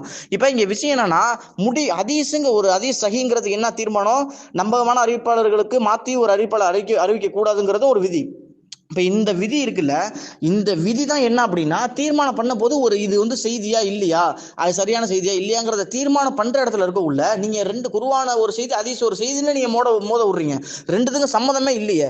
அதனால சாதுங்கிறது இதுதான் அப்படிங்கறத நிச்சயமாக புரிஞ்சுக்கணும். வேற எந்த வகையிலும் சாதுங்கிறது ஒண்ணு வரவே வராது அப்படிங்கறத நாம பாத்துறோம். அடுத்து அதாவது இழலுங்கிற ஒரு இதை பார்ப்போம். என்ன அப்படின்னா மறைமுகமான குறை ஹதீஸ்ல பார்க்க உள்ள பாத்தீங்கன்னா சனது பார்க்க உள்ள தெளிவா இருக்கும். அதாவது அடுத்த நிபந்தனை இதான் முக்கியமான நிபந்தனை. இந்த இதுல இருந்தா அவங்க மைய கருத்தை கொண்டு வருவாங்க, நல்லா கவனிக்கணும்.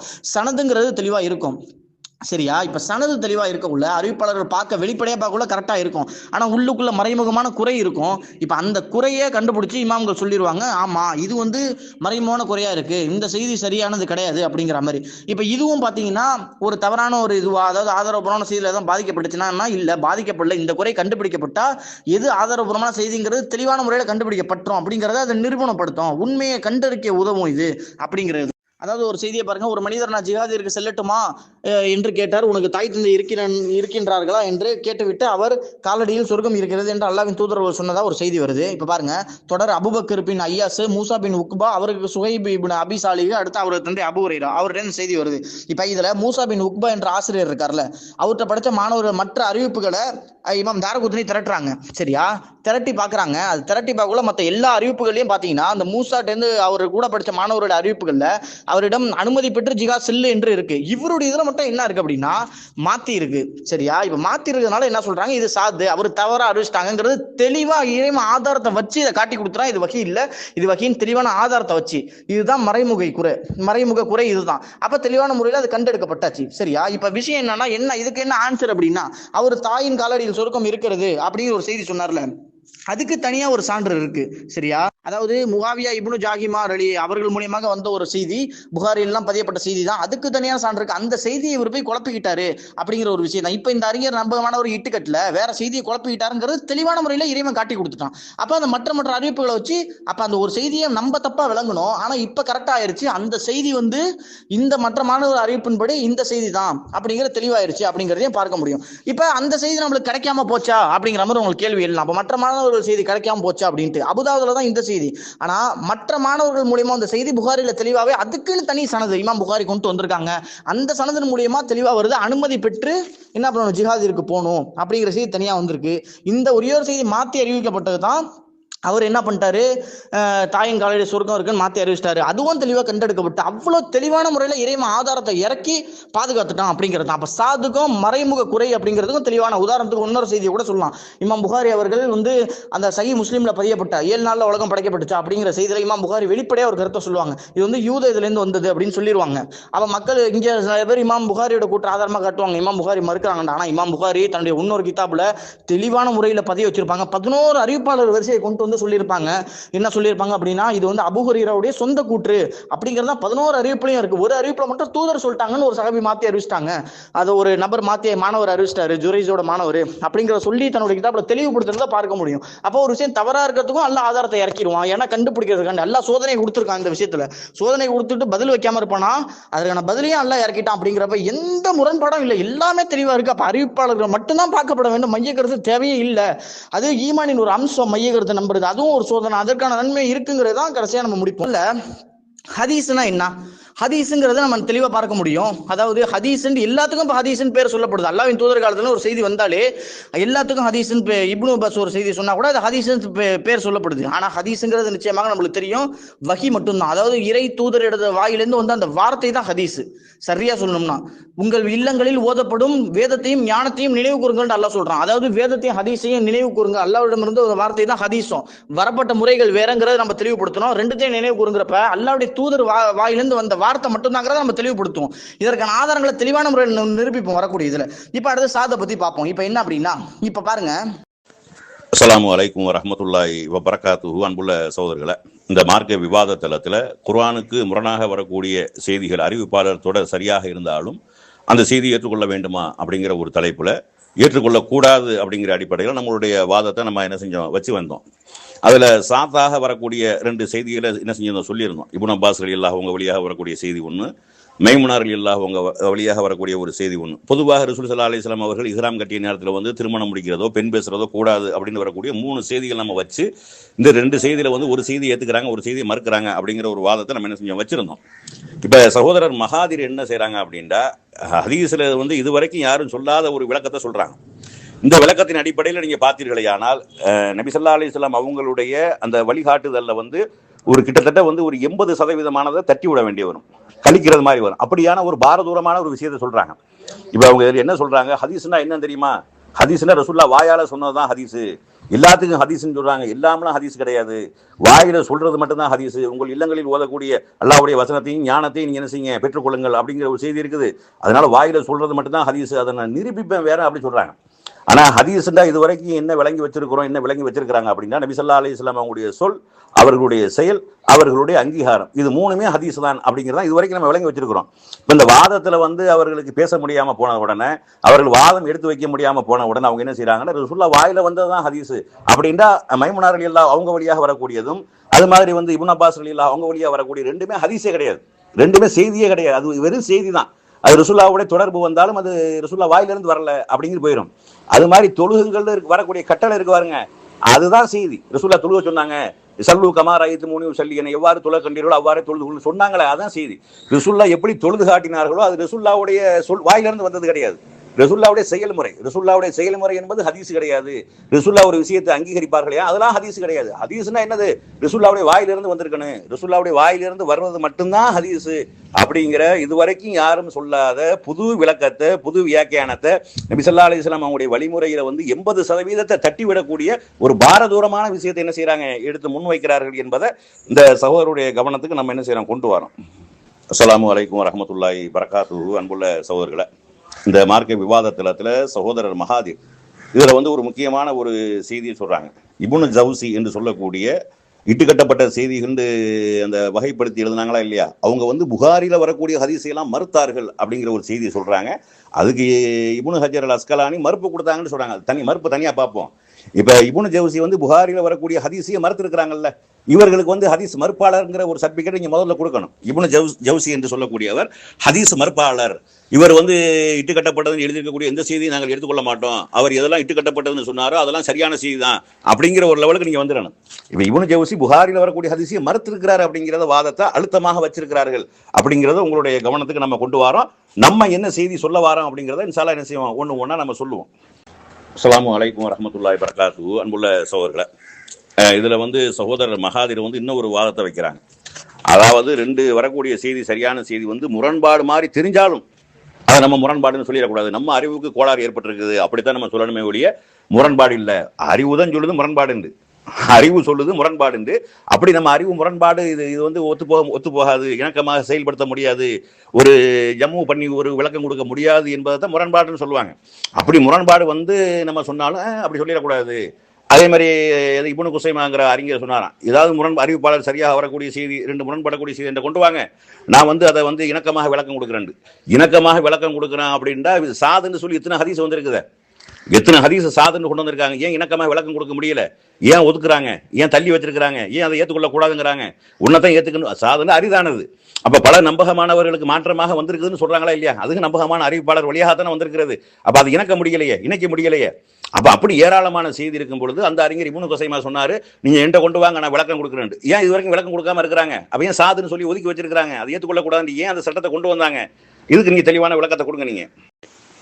அஸ்ஸலாமு அலைக்கும் வரஹ்மத்துல்லாஹி வபரகாத்துஹு. அன்புள்ள சகோதரர்களே, இந்த மார்க்க விவாத தளத்துல சரியான அறிவிப்பாளர் தொடரில் வரக்கூடிய செய்திகள் குர்ஆனுக்கு முரண்பட்டால் ஏற்றுக்கொள்ளலாமா கூடாதா அப்படிங்கிற ஒரு தலைப்புல விவாதம் நடந்து கொண்டிருக்குது. அறிவிப்பாளர் வரிசை சரியாக இருந்தாலும் அது குர்ஆனுடைய கருத்துக்கு நேரடியாக மோதுமையானால் அது ஏற்றுக்கொள்ளக்கூடாது, அது ஆதாரபூர்வமானது கிடையாது, அது நபி சொன்னது கிடையாது அப்படிங்கிற நம்மளுடைய வாதம். இந்த வஹிக்கு வஹி முரண்படாது அப்படிங்கிற பேசிக்கில் வந்து இப்போ ஹதீஸ் சம்மந்தமாக நம்ம ஒரு செய்தியை சொன்னோம். ஹதீஸும் வஹி தானே, அது அவர்களும் மறுக்கல. ஹதீஸ் வஹி என்பதில் அவர்களும் மறுக்கவில்லை, நாமும் மறுக்கவில்லை. ஆனா ஹதீஸை சொல்லக்கூடிய அந்த அறிவிப்பாளராக வர்றாங்களா இல்லையா, அவர்களிடத்திலிருந்து வரக்கூடிய தவறுகளின் காரணமாக செய்தி பலவீனம் அடைகிறது, அந்த செய்தி ஏற்றுக்கொள்ள முடியாததா போகிறது. அதற்கு உதாரணமாகத்தான் சாதுன்னு சொன்னோம். ஆனா அந்த அறிவிப்பாளர் குறையான அறிவிப்பாளர் இல்லை, பலவீனமான அறிவிப்பாளரோ, ஞாபக மருதி உள்ள அறிவிப்பாளரோ, அல்லது தள்ளப்பட வேண்டிய அறிவிப்பாளரோ இல்லை, நம்பகமான அறிவிப்பாளர் வழியாக வரக்கூடிய செய்தி தான். ரெண்டு செய்தி ஒன்றுக்கு ஒன்று முரண்படக்கூடிய நேரத்தில் அதை சாது என்று சொல்லி அறிஞர்கள் மறுத்துடுறாங்க. அதை ஏற்றுக்கொள்ளக்கூடாது அப்படிங்கிறதுக்கு அவங்க கூட அபூ ஹுரைரா ரலியல்லாஹு அந்த தொழுது ஃபஜ்ர் தொழுது படுப்பாங்கன்னு சொன்னாங்களா இல்லையா, அது சம்பந்தமான ஒரு செய்தியை கூட சுட்டி காட்டினாங்க. அப்ப அந்த செய்தி சாதுன்னு ஒத்துக்கிறாங்க. அப்ப அந்த அறிவிப்பாளர் நம்பகமான அறிவிப்பாளர், அந்த செய்தி நம்பகமான செய்தி, அறிவிப்பாளர் வரிசை சரியாக இருந்தாலும் நம்பகமானது இருந்தால் அதையும் ஏற்றுக்கொள்ளணும். அதை ஏற்றுக்கொள்ளாமல் என்ன செய்யறாங்க, மறுக்கிறாங்க. அது நபியினுடைய கூற்று இல்லை, அது அபூ ஹுரைராவுடைய கூற்று அப்படிங்கிற சொல்லி என்ன செய்யறாங்க, அந்த செய்தியை ஏற்றுக்கொள்ள கூடாதுன்றாங்க. சரி, அது ரைட்டு தான். அதே மாதிரி நாம சொல்லக்கூடிய செய்தி பல ரூட்ல வரல, ரெண்டு செய்தி தான். அதாவது செஞ்சார்கள், செய்யவில்லை. மைமுனா ரலியல்லாஹு அவங்க சொல்றாங்க, என்னை இஹ்ராம் கட்டின நிலையில திருமணம் முடிக்கல, இஹ்ராம் இல்லாத நிலையில தான் திருமணம் முடித்தார்கள் அப்படிங்கிறது மைமுனா ரலியல்லாஹு சொல்லக்கூடியது. இங்க இப்னு அப்பாஸ் ரலியல்லாஹு அவங்க சொல்லக்கூடியது, என்னை இஹ்ராம் கட்டிய நிலையில தான் ரசூலுல்லாஹ் இஹ்ராம் கட்டிய நிலையில தான் திருமணம் முடித்தார்கள் என்பது அவங்க சொல்லக்கூடியது. ஆனா இவங்க இது ஹதீஸில இல்லைன்ட்டாங்க இவங்க. அதாவது ரசூலுல்லாஹ்வுடைய வாயிலிருந்து வரக்கூடியதான் ஹதீஸ், ரசூலுல்லாஹ்வுடைய செயல்கள்லாம் ஹதீஸ் கிடையாது, ஹதீஸ்னு அதெல்லாம் சொல்லக்கூடியது. எல்லாரும் அதை ஹதீஸ்னு சொல்றாங்க, எல்லாத்துக்கும் ஹதீஸ்னு சொல்றாங்க, அதெல்லாம் ஹதீஸ் இல்லைன்னு சொல்லிட்டு கிட்டத்தட்ட 80% ஹதீஸை மறுத்துட்டாங்க. யாரு, மகாதிர் என்ற சகோதரர் 80% ரசூலுல்லாஹ்வுடைய செயல், ரசூலுல்லாஹ்வுடைய அனுமதி, அதெல்லாம் ஹதீஸ் கிடையாது என்று சொல்லி அவங்க தெளிவாக மறுத்திருக்கிற ஆடியோவை மேலே பேசியிருக்கிறாங்க. அதை நம்ம கட் பண்ணி நம்ம என்ன செஞ்சிருக்கிறோம், போட்டிருக்கிறோம், வெட்டி போடலை. அதில் ஒரு துண்டை எடுத்து போட்டிருக்கிறோம், அவங்க பேசின ஆடியோவும் மேலே இருக்கிறது அப்படிங்கிறத இங்கே பார்க்கணும். இப்போ இதில் என்ன விஷயம் அப்படின்னா, அப்போ அறிவிப்பாளர் நம்பகமானவராக இருந்தாலும் அவர் தவறாக அறிவிப்பார், தவறாக விளங்கி சொல்வார். அப்படி தவறாக விளங்கி சொல்லக்கூடிய இடத்துல சரியான செய்திக்கு அது மாற்றமாக இருந்தால் அதை தள்ளிவிட வேண்டும் என்பது சாதுங்கிற வகையில் அது நிரூபணமாயிருது. அப்போ சரியான அறிவிப்பாளர் தொடரில் வந்தாலும் அந்த செய்தி மற்ற செய்திகளுக்கு முரணாக இருக்குமே ஆனால், மற்ற செய்திக்கு எதிராக இருக்குமே ஆனால் அதை ஏற்றுக்கொள்ளக்கூடாது அப்படிங்கிறதுல உறுதியாக இருக்கிறாங்க. ஆனால் இந்த விஷயத்தில் எதில் உறுதி இல்லாமல் இருக்கிறாங்க, இந்த மாதிரி ஹதீஸுக்கு ஹதீஸ் முரண்படுது அப்படின்னு ஏற்றுக்கொள்ளக்கூடிய அவர்கள் சில செய்திகள் ஏன் குர்ஆனுக்கு முரண்படுது நம்ம நிரூபிப்போம், முரண்பட்டு இருக்குங்க நம்ம காட்டுவோம். அந்த வகையில் அதை மட்டும் என்ன செய்யறாங்க, இல்லை அறிவிப்பாளர் சரியா இருக்கு, அறிவிப்பாளர் சரியா இருந்தால் ஏற்றுக்கொள்ளணும், சாது ஹதீஸ் அத்தனையும் ஏற்றுக்கொள்ள வேண்டியதானே, ரெண்டையும் ஏற்றுக்கொண்டு அறிவிக்க வேண்டியதானே. இஹ்ராம் கட்டிய நிலையிலும் திருமணம் முடிக்கலாம், இஹ்ராம் கட்டி கொண்டு ஹரம் ஷரீஃபுக்குள்ளே என்ன செய்யலாம், திருமணத்தை முடிச்சு கொள்ளலாம், அங்கே தாம்பத்தியத்தில் ஈடுபட்டு கொள்ளலாம் அப்படின்னு தெளிவாக அறிவிக்க வேண்டியதானே. அதை சொல்ல மாட்டேங்கிறாங்க, அதை செய்ய மாட்டேங்கிறாங்க. இந்த ஒரு விஷயத்தை வழங்கணும். அதுபோல் நம்பகமான அறிவிப்பாளராக இருந்தாலும் செய்தி என்ன செஞ்சிருவாங்க, மாற்றி அறிவிச்சிருவாங்க. ஒரு செய்தி ரசூலுல்லாஹ் சொன்ன செய்தி ஒன்றா இருக்கு, அதை மாற்றி அறிவிச்சிருவாங்க. ஆனால் அதுக்கு தனி அறிவிப்பாளர் வரிசை இருக்கு, இதுக்கு தனி அறிவிப்பாளர் வரிசை இருக்கு.